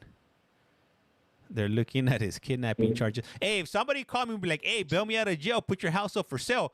First of all, I'll be like, "I don't have a house. I don't have a house to put up for collateral." Second of all, if I did, hell no, I'm not gonna want to put my house as collateral to get you out. Can't imagine 26 months in custody. Who has a house? That's what I'm saying. All right, sir. Thank you for your patience. It was a long affidavit. I did find domestic violence, battery, and kidnapping. Would the state like to be heard on this matter? Yes, Your Honor. Specifically in the kidnapping charge, based upon the fact that this is a felony PBL, state would be requesting that the defendant be held no bond. Ms. Smith, anything from the defense? I don't think, Kelsey. I wouldn't, but I'm pretty sure my wife would pressure me to do it. All right, sir. On the domestic, having found probable cause for these 2 charges on the domestic violence battery, your bond is set at $5,000. And I am going to exercise my discretion and hold you no bond on the kidnapping. So that's the first degree punishable by life. So it'll be held no bond. On the domestic battery, it's a pretrial release, same day, Tuesdays and Thursdays, conditions 16, 17, 18. And the only reason I say that is because I never got bailed out. That's fine. I'm doing them all. Everything makes sense. Yes. Mr. Wright, do not talk about the case. Talk about it. Defender's office. Sheriff gave a long post-mortem statement to the police officers. So your Mr. Judge Stanky read that as well. Do not talk about the case. You can only hurt your case even more. Have a nice day, sir. Oh, yeah. You had something to say, sir? Just don't talk about the facts of your case. What is it? You can't talk about your case, but if you had a question, you can ask, but you But I cannot didn't talk do about nothing. facts It about the wasn't case. me. Yeah, he said I had. And that's it's going how- to be used against you, but I'm just cautioning you not to talk about allegations. Just like the attorney just cautioned you not to talk about the allegations. James, where are we going? Oh, next? you said I had a I got two things. Okay. You said I had. No, I got two questions. Okay. Okay. You said I had a writ bodily.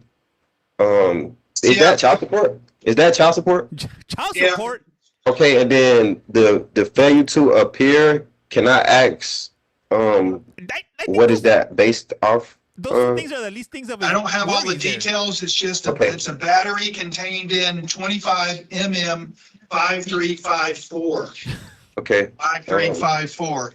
So, yeah, apparently you didn't come to your first court date, and I never knew what happened. the judge that was sitting there that day issued a $1,000 capias. A capias is just a fancy way of saying a warrant from the bench. Yes, sir. Yes, sir. Then you have the writs of bodily attachment, which is child support, which I Okay. didn't even talk about those because you're not here for those. Right. Then you have the warrant that I reviewed last year for the criminal use, uttering, and the petty theft related to that gentleman who had his check stolen and the stuff changed. And then you have the kidnapping and the domestic battery related to you and the alleged victim, had to do with some party in Lakeland and forcing the young lady into the car by her neck, squeezing her neck and forcing her in there and abducting her. So that's the allegations. Have a great day, sir. Okay, thank you. See you later. See you later. John, right? What? I see it's if this is one of these spitting cases, I would ask for a straight pre-trial release for a little bond. I believe his mother's alleged victim. That was it. See you later. Yeah. He was mighty chipper. I'm telling you, he wasn't focused on the Mr. right Wright, thing. you're charged with domestic violence battery. Are you on a person 65 years of age or up, Bruce? older? Do you want the public defender appointed to represent you? Yes, Your Honor. All right, I'll go ahead and appoint them to represent you.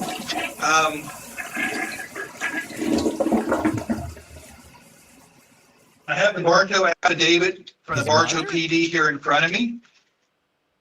1 second as I review it.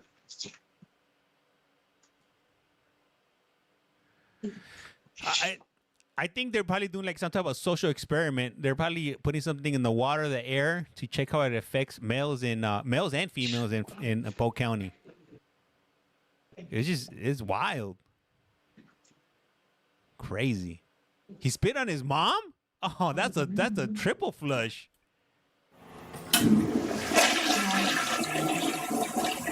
Who does that? Hey, that's truly disgusting. Spitting on somebody, and if he did it on the face, even yuck. Might need the plunger for that one.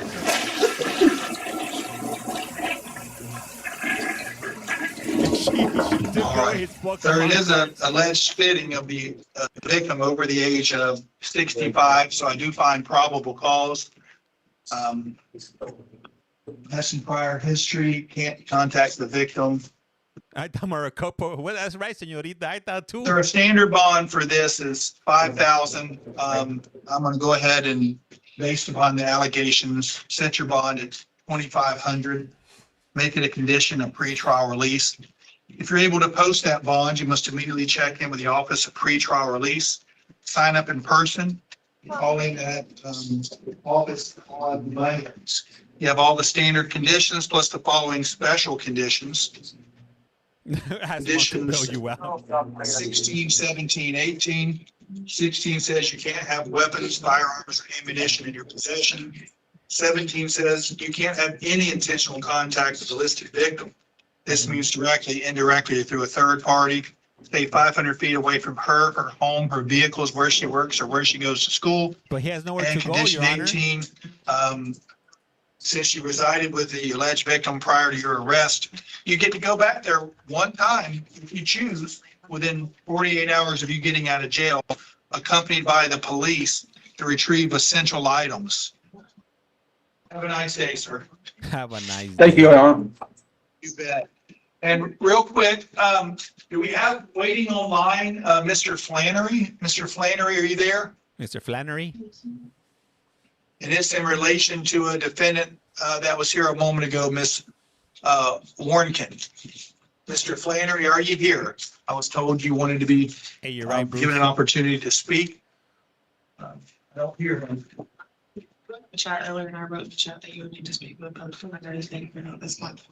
That'll get you arrested, Well, Shelly. You can't be sleeping on no benches in And Florida. candidly, I know. That's a serious violation. I didn't try to exclude him. I just, it got overlooked and I wanted to. give Yeah, him no, they'll opportunity arrest at the you. end. In Florida for sleeping on the park bench in the beach, you're gonna go to jail. I would be happy to let him talk against the alleged victim. I don't even know if he is without looking at the affidavit. Yes, sir. Well, 'Cause it's against the law. he was. Okay, so my apologies to him. And I'm not if, joking, if I like, didn't that's call him for at the real, time for her real. Case was up. Yes. I don't remember what I did with her. Do you remember? She had no violent contact. They Okay, do, so she got Jose, no violent they- contact. Maybe all that's day. what he was wanting. Especially in Miami, One Miami person, Dade. Dustin Mack, did he happen to bond? Justin Mack, We never received him, so I don't know what his Ms. status Leatherwood was. was aware that Justin Mack bonded. He did? That's what Ms. Leatherwood got an email stating that. Okay, thank you. Yeah. So yeah, we, And again, you Ms. tell you to Leatherwood sleep outside, you're gets gonna wake up emails frozen, especially if it's to me snowing. and she just makes notes for me. And she had told me that he had bonded. You can't Yeah. sleep on sidewalks in Florida All either? right, so I guess, is this Mr. Lewis? Yes. Okay. Mr. Lewis, let's recall your case. It is 25 CF 8022. It is a felony battery, the way that KPS reflects Damn, felony Rosanna. battery, domestic battery by strangulation. I don't think the paperwork provided to me had a copy of the direct information that Ms. Burnett signed on September the 3rd. Ms. Schilling provided me a copy of it. Appears to be one count of domestic battery by strangulation. Another one? And what I learned from Ms. Schilling is that this is a direct file upcharge, if you will, from an earlier domestic battery. So Ms. Schilling, go right ahead with anything you want to present, any statutes, any, I don't have I have the statutes back here. You can't do And this anything may anymore. be an older, yeah, it's very old. There's no phone number for this dude? He was sleeping on your stop sign? If we had to do, you look at the rules of criminal procedure, or I can go to my office and get me a. I do, Judge, have a printout of Rule 3.133 because the only one is something to. If we need a copy of it, I have it right here. Sure. And Judge, so I guess let me start this Nash, off thank you for the because I follow. think, Olivia, thank depending you. on a certain ruling, we might be able to cut down on This is this. real time right now. So the first issue that Your Honor brought up essentially is there a probable cause determination to be made here? I Micah, thank believe you. the insinuation was that because it's a direct information Cook County? filed by a prosecutor, that That's New already Jersey, has right? built in a finding of probable I can look cause. it up. I did cite a Gerstein v. Pew, which I sent to Chicago, Mr. okay, Nakagawa through email. And I have it up here for Your Honor if you'd like to read it. It's very lengthy. It's one of those Supreme Court cases, so it's unfortunately a bit lengthy. That's why I couldn't print it out. They charge by the page downstairs. But essentially it says that because What up, Mama? Hey, Steph, thank you. That it is essentially says, under the Florida procedures challenged here, a person arrested Julie without a Freeman, warrant and another I saw. charged by information I don't may be think so. held or subjected to other restraints without an opportunity for a probable cause determination. Petitioner defends his practice on the ground that prosecutor's decision to file an information is a self-determination of probable cause that furnishes sufficient reason to detain a defendant pending trial. Where's Greene County at? Although a conscientious decision that the evidence warrants prosecution affords a measure of protection against unfounded detention, we do not think prosecutorial judgment standing alone meets the requirements of the Fourth Amendment. May I approach with my computer, Judge? This has the case that I'm referencing. And flip through that as you see fit. Have you jeopardized this case from 19? That's just the direct language from that case. Right, but has there been any other rulings or changes to the rules of procedure that would put this into question? Because as you mentioned, probable cause Immigration, no, they determination. In don't. fact, I think that the standard for the state is higher than probable cause for filing of a charge. Probable cause for arrest, but it's even higher than that for the filing by the state of formal charges. So, but yeah, is there any specific head note or It did section say- you want me to look at? Well, Judge, yes, page 9, I highlighted just the area that I had read out loud for the court. Okay. And our position is if there is no finding by a judge, in Mr. Lewis's case, whether or not the procedure has changed, I'm not sure. I'm not familiar with once an information is filed, how a warrant is issued at that point. So if a judge has issued that warrant, then I'll rescind my argument, Judge, and we'll just essentially have a bond set. But my understanding is that once the information is filed, a warrant is issued, not by a magistrate. So if I guess where we were evolving to when we were up talking about it before was, if you're right in that, okay, you can challenge an information, which is certainly from what you read, assuming this is good law, I mean, it says the Supreme Court, unless there was a change in the procedures or something that this relied upon, certainly would be good law. But that's what my point would be, in the absence of me not being able to rely on that for probable cause, then what would I rely on? Would I go then, would it by default go back to the affidavit that they used to file that? And if so, that's what was provided to me was a copy of the affidavit from the police. Yes, Judge. So yes, I would answer that question in the affirmative. And that's where I want to quote Rule 3.133. Hang on one second. Let me, before you get there, I'm just going to read the highlighted portion. Sure. Oh. Hey, Fayette County, is that where that Kentucky?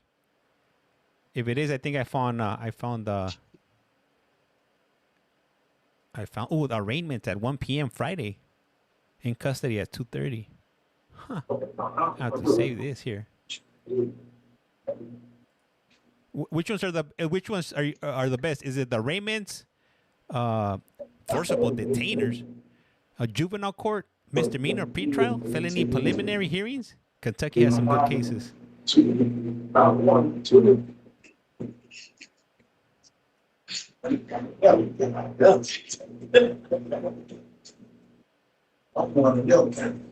Nah, I'm not gonna do no juveniles. I can't do no kids like that. That wouldn't be cool. Juveniles is where I draw the line. I gotta have some type of morals and integrity, if you will. Can't be a free for all, go all willy nilly on everybody. Webster Parish.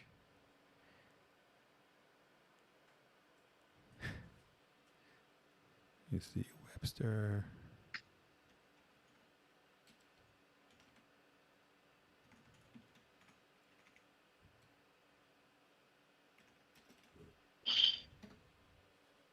Yeah, it wouldn't be cool to do kids because I mean they're young and they don't know what they're doing. Now, when you're 18 and over, but that's fair game right there. All right.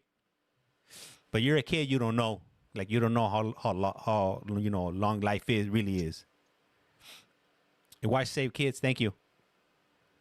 Is that Webster Parish? That's Louisiana, right? Let me see, Louisiana District Courts. I see Wayne County in Detroit, Michigan is where you wanna. Let me see. Let me check out Wayne County. Like if you guys know like courts that stream, let me know. Or if you know courts that stream at nighttime or are they long? Let me know. I'll look those up. Let me see. I'll look up that one that you just said. Wayne County, Detroit. He's not testifying. He can hear us.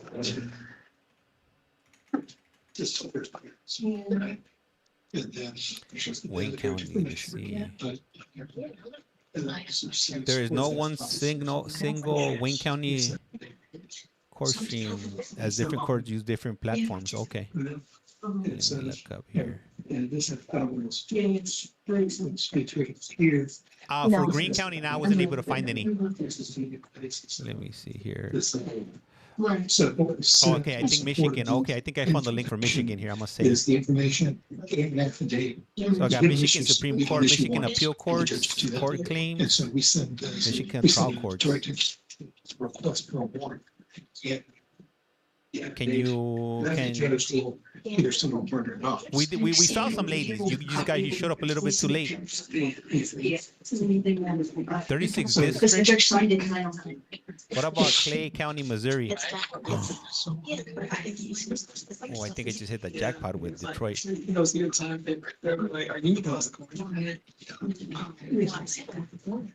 Oh yeah, hey, thank you for that Detroit one. We got Detroit in the house. You were concerned about how that process works. Yes, yes. So just to direct it, I'm going to tell the time. Damn, Detroit has a grip So on it. logistically, Mr. Matthews, how did we get here? Was it a misdemeanor, as Ms. Schilling says, and then it got upheld by the state? That's correct, Your Honor. Parish? Scott Matthews on behalf of the state. I think I found any. This came in with an affidavit with a misdemeanor. The state received an amended affidavit, and that amended affidavit contains additional information. The state then filed a direct information with a trailer sheet that would have a request for capias to charge the defendant and put him in court for this charge. And attached to that direct information and trailer sheet to the clerk is a copy of the affidavit for the court to review to further the process. State Attorney's Office does not issue the capias, of course. And so that is the process that goes through. Now, once that packet is submitted, State Attorney's Office's hands are kind of off of it, meaning what the court does with that from that point forward is the court's business.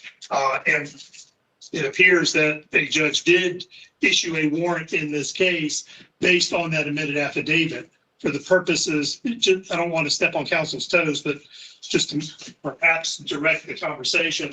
And when the state takes the floor, the state will be relying on the amended affidavit stating those facts to support the charge that's before the court Toronto, Canada. today.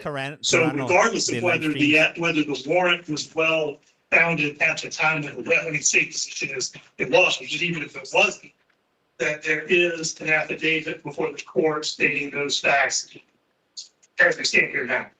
And certainly I'm not arguing that there isn't, a factual basis, in the report for Your Honor to find probable cause. But what I'm arguing is that, if we're standing here presenting another affidavit that completely contradicts, probable cause to that charge, that we should be heard. I do want to direct the court's attention to Rule 3.133. And actually, Judge, let me just go back to that. The documents that you have in front of you, it looks like the warrant was signed by a deputy clerk. It was not a neutral magistrate in any event, and that's what is required.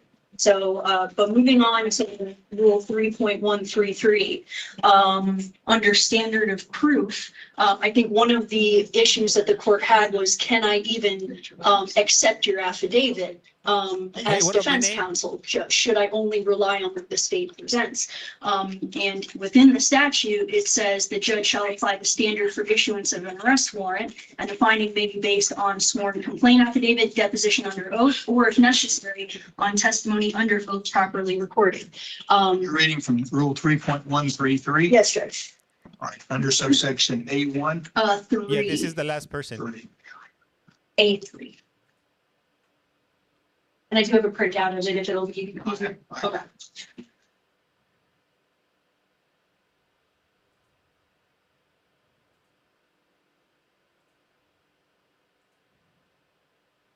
All I can say is that I'm glad I'm not in jail. That is for sure. The way they treat you in those places, that sucks. Treat you like animals. But you shouldn't do the crime if you can't do the time. It'd be like that sometimes. I think they're, yeah. Well, no, this is it. So he's misdemeanor. So They have to turtle suit me. Oh, man. You know, some people figure it out like me when you're young in your 20s, and some people don't figure it out never. Are you watching anything, Annie? So, I'm not because it's already 1 o'clock for me. I gotta get ready. What do you think about this, Ms. Smith? Under this section, Ms. Schilling just pointed out, it says the defendant need not be present for first appearance. I gotta go pick up my daughter from school. She's Under about to get off. Rule 3.133, pretrial probable cause determinations and adversary preliminary hearings. Non-adversary probable cause determination. Damn. Under that one, which certainly is different than an adverse preliminary hearing, which is the 21 days. But under non-adversary 4 days a probable week? cause determination, I'll probably get back on in the nighttime. just thinking out loud, and it seems like your hang up as a judge, it's a one-sided affair, you know. Right. So here it's non-adversary probable cause determination. What do we take from that term? The state's burden at first appearances. So if it was adversary and you wanted to give countering, would that be what that is? Let me cite case Greenwood v. State. That is going to be 51 Southern 3rd, 1278 out of the 2nd District, Florida Court of Appeals. I'm not sure what time I'll be back. Essentially here, sign up for my Discord they account. have My Discord account will send you a link as soon as I go live. non-adversarial hearing. What up, Ms. K? And the court ultimately holds, the trials court obligation is to hold the first appearance hearing. The court may exercise reasonable discretion in determining the amount of time for the hearing and the number of witnesses who may testify.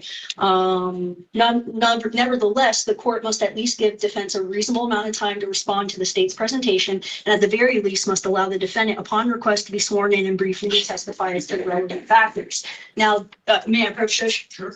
Now, this does indicate that it is well within the court's discretion to limit what defense presents, especially they quote in urban areas, you're going to have, very big like dockets for first appearance hearings, and the court is well within their discretion to prevent, unnecessary, testimony.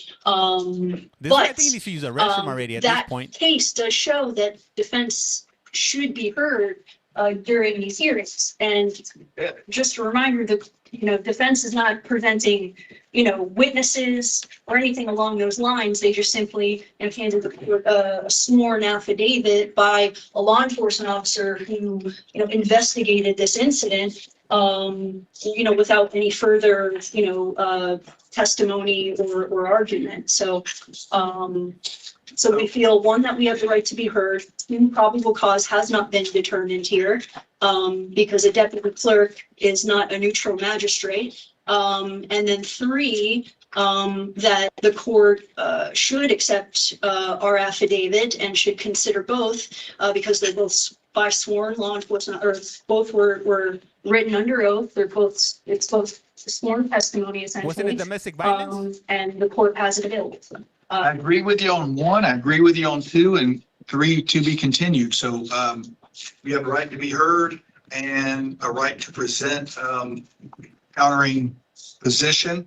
So go right ahead. What would you like to do? Oh, Judge, are you giving us the choice whether or not, let me just be clear.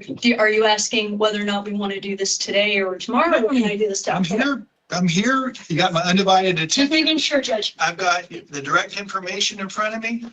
I have the affidavit from Haines City that you provided me, and I have the KPS that Mr. Matthews alluded to with the attached. I assume this is the amended affidavit because it's confirmed. I haven't seen that.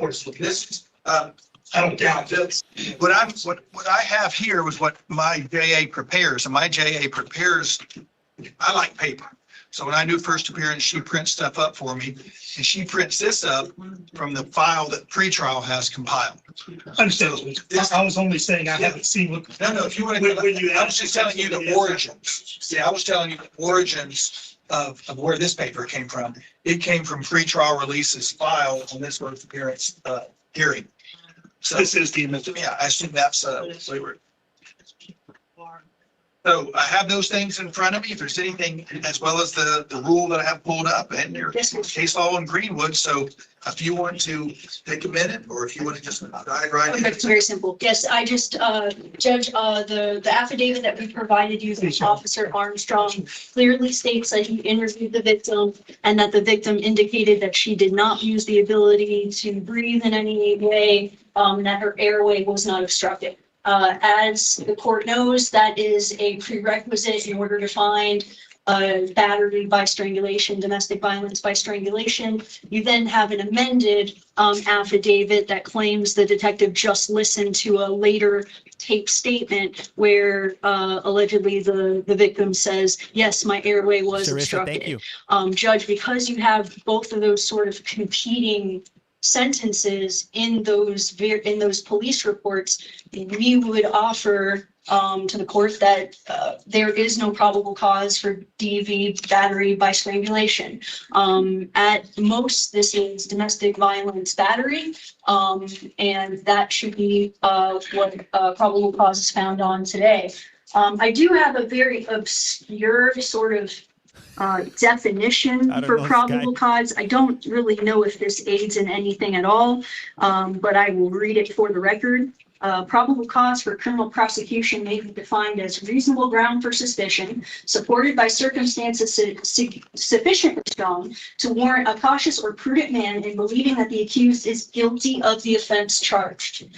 As existence of such facts and circumstances as would excuse belief in reasonable mind acting on facts within knowledge of the prosecutor that accused was guilty, or such facts and circumstances are sufficient to raise in generality of men of ordinary and impartial minds a belief of real grave suspicion of guilt. And Judge, just I do not believe, because of those competing sentences that you have, that there is a strong suspicion of guilt that he obstructed her airway in any way. So Judge, we're just asking for a standard bond on DV battery with standard pretrial release conditions. Nothing further from that. Mr. Matthews? Your Honor. Yeah. Do you guys think he's strangled her? First, with regard to a neutral magistrate hearing the matter, the state's position is this court is that neutral magistrate. With regard to witness testimony or weighing competing issues of fact, that is not the purpose of a first appearance hearing. With regard to findings of fact, that is also not the purpose of a first appearance hearing. I'm 60-40. It's the state's position that the purpose of a first appearance hearing, a preliminary hearing, typically held within hours of arrest, is for the court to determine whether sufficient facts are alleged by the state, and those allegations are made under oath, sufficient to state the charge before the court. It is not for the state to prove anything, to bring witnesses to anything, bring testimony to anything other than the affidavit before the court. So with regard to the case at hand, notwithstanding that a caseus was issued in this matter, what is before this court is a sworn affidavit from Kane City Police stating, among a great number of other things, that victim gives the name, stated that during the incident, her boyfriend, Callan Lewis, the defendant, placed his hand around her neck, restricting her airway. She reported that Lewis could have easily taken her. The state's position is that does state the essential elements of domestic battery, strangulation. There are prior facts alleged to establish the domestic relationship. Damn, this I would was also good. respectfully note that the affidavit that was before the court prior to this hearing had quite a number of allegations that were rather disturbing. I won't read the whole thing. I know it's before the court, but I would note that also provided to the court was the allegation that an officer, in responding to the residence where the victim immediately approached the officer asking for help, she had a laceration to her forehead, was bleeding profusely. Inside the home, blood could be seen on the floor in the living room, Judge, we're not kitchen, letting it. and that's must be on the floor, in the living room, kitchen, and front entryway, with more blood visible on the walls and what appeared to be a handprint smear in blood on the counter in the kitchen. And then it goes on to describe the medical care that the victim received. No, So this is with regard this is to the first state appearance. stating the factual allegations for domestic battery by strangulation. 4, 6, 9, 7, 2, 8 is not available. What the what? The mailbox is full and cannot accept any messages at this time. Goodbye. Hey, And with regard This to must have a paid setting a lawyer. bond in this case, He has to have a regardless, paid lawyer. that the court should take into consideration the factual allegations of this particular circumstance. Thank you. Before I let you respond, give me just 1 second. Now that I've got them side by side, I want to make it quick. Yes, Judge, yeah, no problem. Yeah. That case law, the green one, or do big state? Yeah. You only would,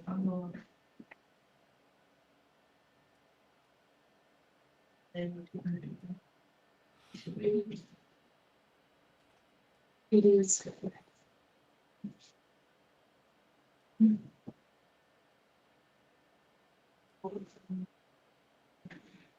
Thank you.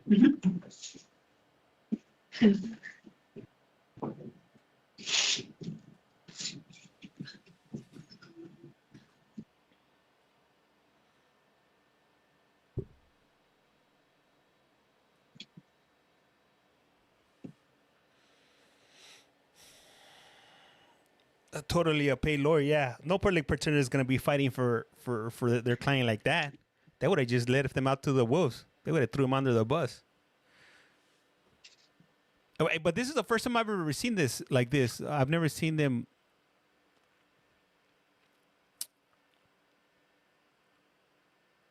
try to fight for their client like this before. He had a public defender.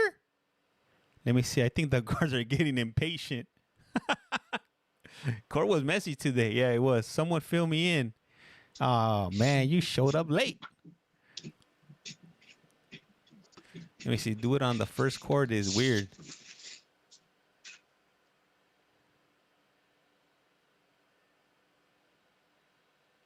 I wish they would broadcast court materials. I went to one last week. Very interesting. Looks a little bit, I shouldn't say confusing, but not inconsistent. It makes it challenging.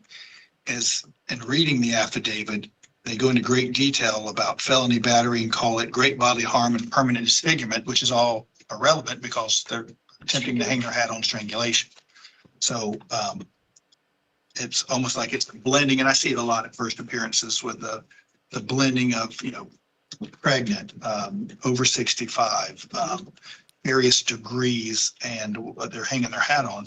But it seems the information was filed for domestic battery by strangulation, not the alternative, a felony battery, even an aggravated battery, depending on the great bodily harm and permanent disfigurement that they allege in the affidavit. Hey, for anybody that likes to watch these type of court cases, I do run Arizona court 24 hours a day on my YT page at Collect Call From. They start at 2 a.m., 5 a.m., 8 a.m., 11 a.m., 2 p.m., 5 p.m., 8 p.m., and 11 p.m. daily every day, Monday through Monday. And even in the body, he says, based on the facts and information above, I have probable cause to charge defendant Helen Lewis with the offense of felony battery. Domestic. On some days, I have like 3 or 4 streams running on a daily basis. I run Maricopa County, Pima County, Miami-Dade with Judge Glazner, and sometimes I'll do Powell County. So if you like watching these type of streams and whatnot, and quiet without me commenting, jump on over to our YT page and find one of those streams, if you will. Next stream is gonna be in about 30 minutes, and that's gonna be for Maricopa County, 2 p.m. You never know what you're gonna get. And most of the streams, I do archive them on my YT page. So if you want to go back and play something back, you're more than welcome to take a little stroll down there. No, I only tune in so I could hear you speak. That's right. The Truth Teller 11222. I just subscribed to your YT. Thank you, Head. So when he was arrested originally for the misdemeanor, they characterized as dating violence. What was his bond? I believe it was $1,000. Don't quote me on that, Judge. And it wasn't even a DV battery. It was a regular battery because of some of the proof that had come out in that case. We're not challenging that at this time, just because I don't have anything in front of me that says otherwise. So the only sort of point that I think we can challenge is the strangulation. Yes. Give me 1 second. I don't want to mark up your Haines City PD affidavit, but I do want to look over it. So anybody that's inquiring about that is at collect call from. Just type in at collect call from on the search bar and it'll come up. You'll see the little guy with the payphone, and you know you're in the right place. Let me see if I got a logo over here for you guys. Over here on this, she says strangulation. Yep, she sure did. Also, it's on my if you go to my profile, and all my social media links are under my profile. James, I'm having a very hard time getting into your Discord. Can you help me? I sent you a link. Did I send you a link yet or not yet? For anybody that's interested, I have a Discord also, so I could provide you with a direct link if you hit me up on my Discord account, or send me a DM and I'll send you the logo on the screen to the right side. That's right, Shannon. Tell him, tell him. Yeah, you sent me the link. I just don't know how to. So, my first question would be, do you have a Discord account? If you don't have a Discord account, the first thing would be you would have to open one up. So you would just have to set up a username, put a password. And once you do that, you click on the link and it'll take you to a Discord account, and it'll say like messaging. Yes, and his bond was $1,000, Judge. I just checked. Yeah. What is your? There's the same name as here. At collect call from.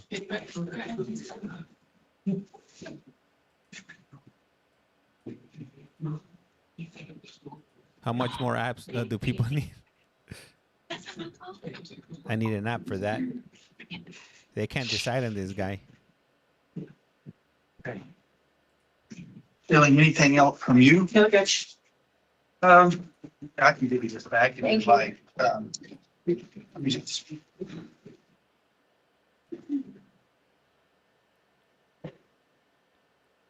What website do you What website do you use to look at Phoenix courts? For LA, they don't offer any type of links for LA. I wish they did. LA is not open to the public. For Maricopa, you're gonna want to go to the website of the Maricopa County Jail or the Maricopa Sheriff's Department. But like I said, I stream them there every day. So if you want to check them out on my stream, that'll definitely help me out. Yes. Affidavit has two versions. See you on the next stream. That's right, Ms. Queen. Gracias.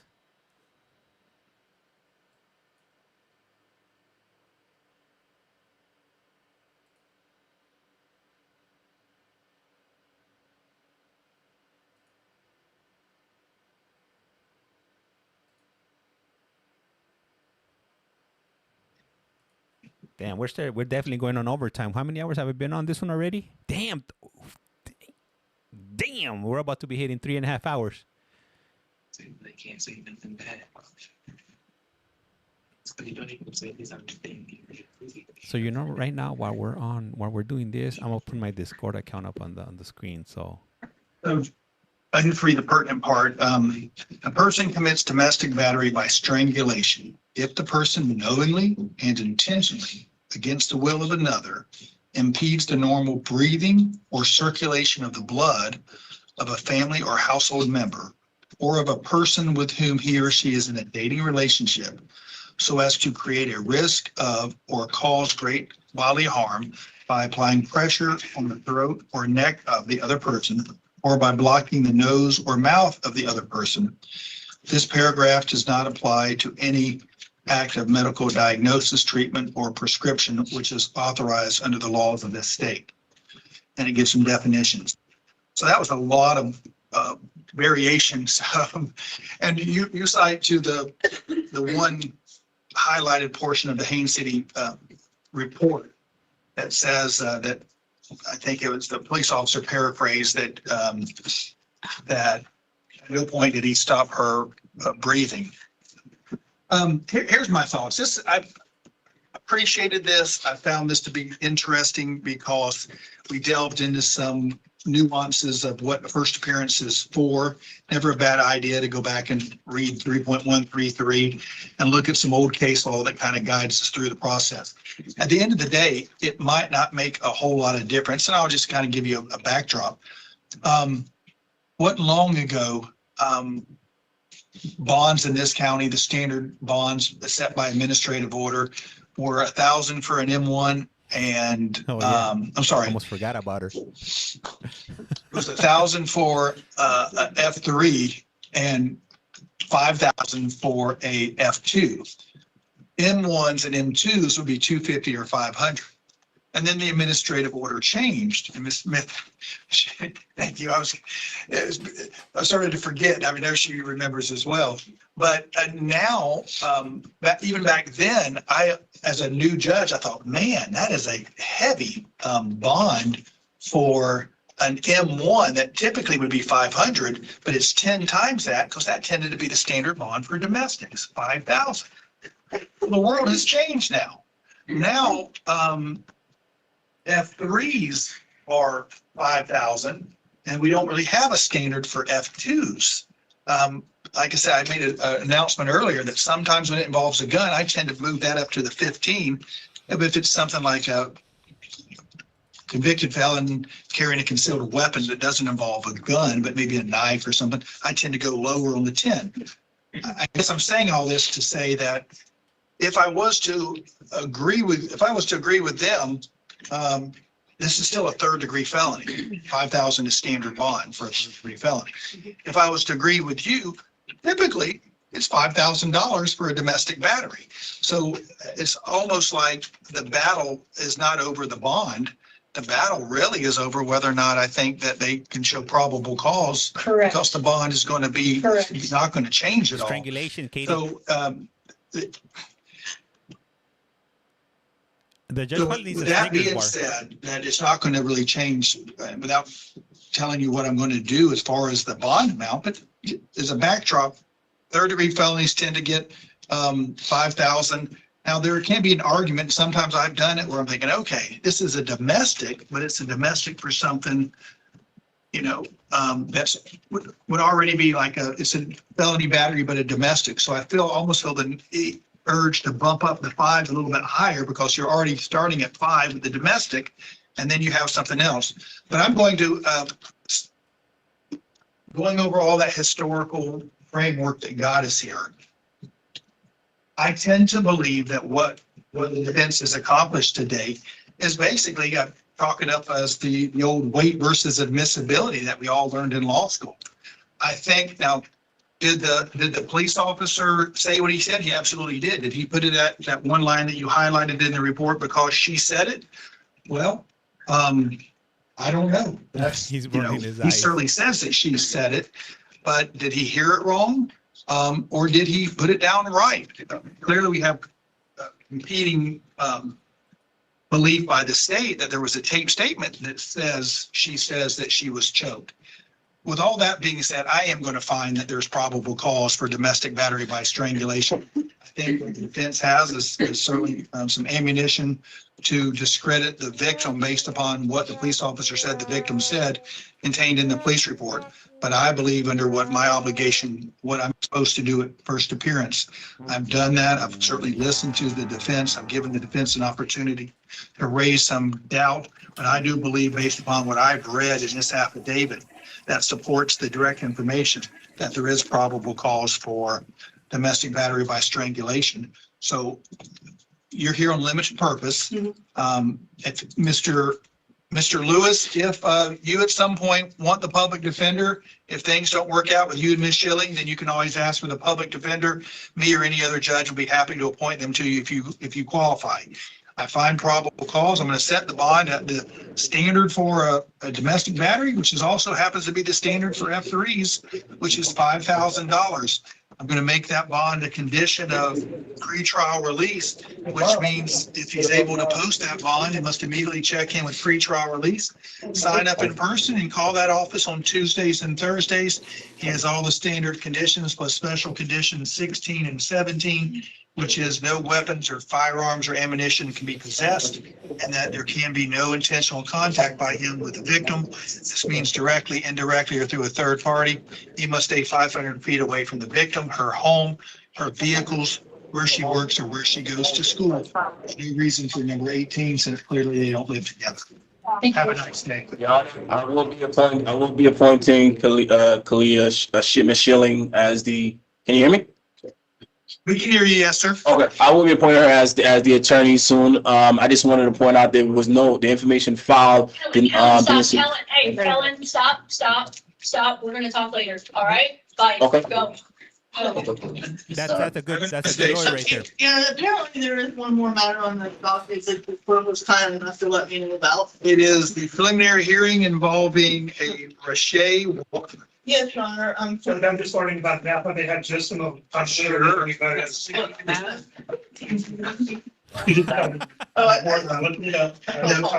first preliminary hearing. Just pull it, this is one where someone's been in jail for over 25 days. Split it up. All right. So let's see.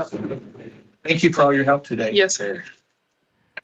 All right, guys, I'm gonna show you guys something really quick for the Discord account. For those of you guys that are Yeah, interested happy in to sign checking out whatever my you need to Discord sign account, while I'm gonna bring it up. I'm gonna put it up on the screen right now. And you know what? Let me get out of this Zoom meeting here. Before I do that. All right, sorry, my Zoom meeting, Microsoft Teams meeting. And for those of you that are, is this real? Is this live? This is My thumbnail is right here. You see JF? That's me right there. If you look on the upper left, this is me right here. Look. Like there, you guys are like, nah, this can't be real. This is not live. Make it smaller so you guys can see it. So my thing is right here, up on the top, on the upper left, where it says JF. You said a what spot? That's my name. That's my square. And then you'd be like, but that could be anybody. I'm gonna change it right now to a pink icon. Watch. And then the 6th or the 5th. There you go. You see that's me right there. Track that closely. I'm gonna turn it off. So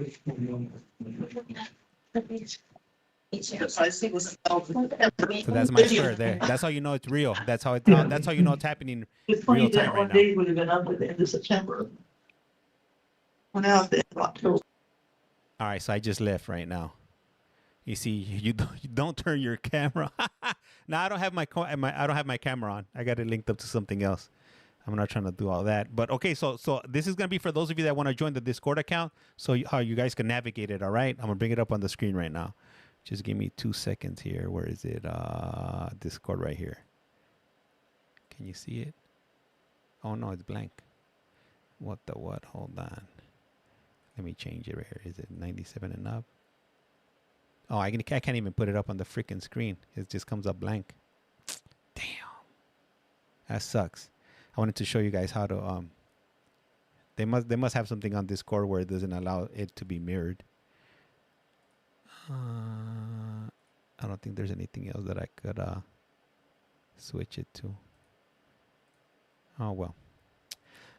What is Discord? Discord is like a texting or a platform where you could like share information easily. That's what I use it for. I'm not sure what you're supposed to use it for, but that's where ESPN has that. So on Discord, I add like links to the streams. I add links to the Board of Parole hearings in Connecticut. If you guys like watching that, it is I do have that Discord link on my profile. Or if you send me a DM, I'll go ahead and provide you with that. Anyhow, hey, I do appreciate every single one of you guys, especially the guys that have been tuning in since I jumped on. You know, Harley 8, Jose Sosa, and Bella, Vanessa, and anybody else that I missed. But I am Khaled Call James. You guys are watching. You have a Khaled Call from. And like I said around here, life's like a candle. Once you blow it out, it's lights out. And with that, I'm out. A rato. And don't forget to hit that follow button. It's free, guys. It's free, and it'll definitely help me grow the platform.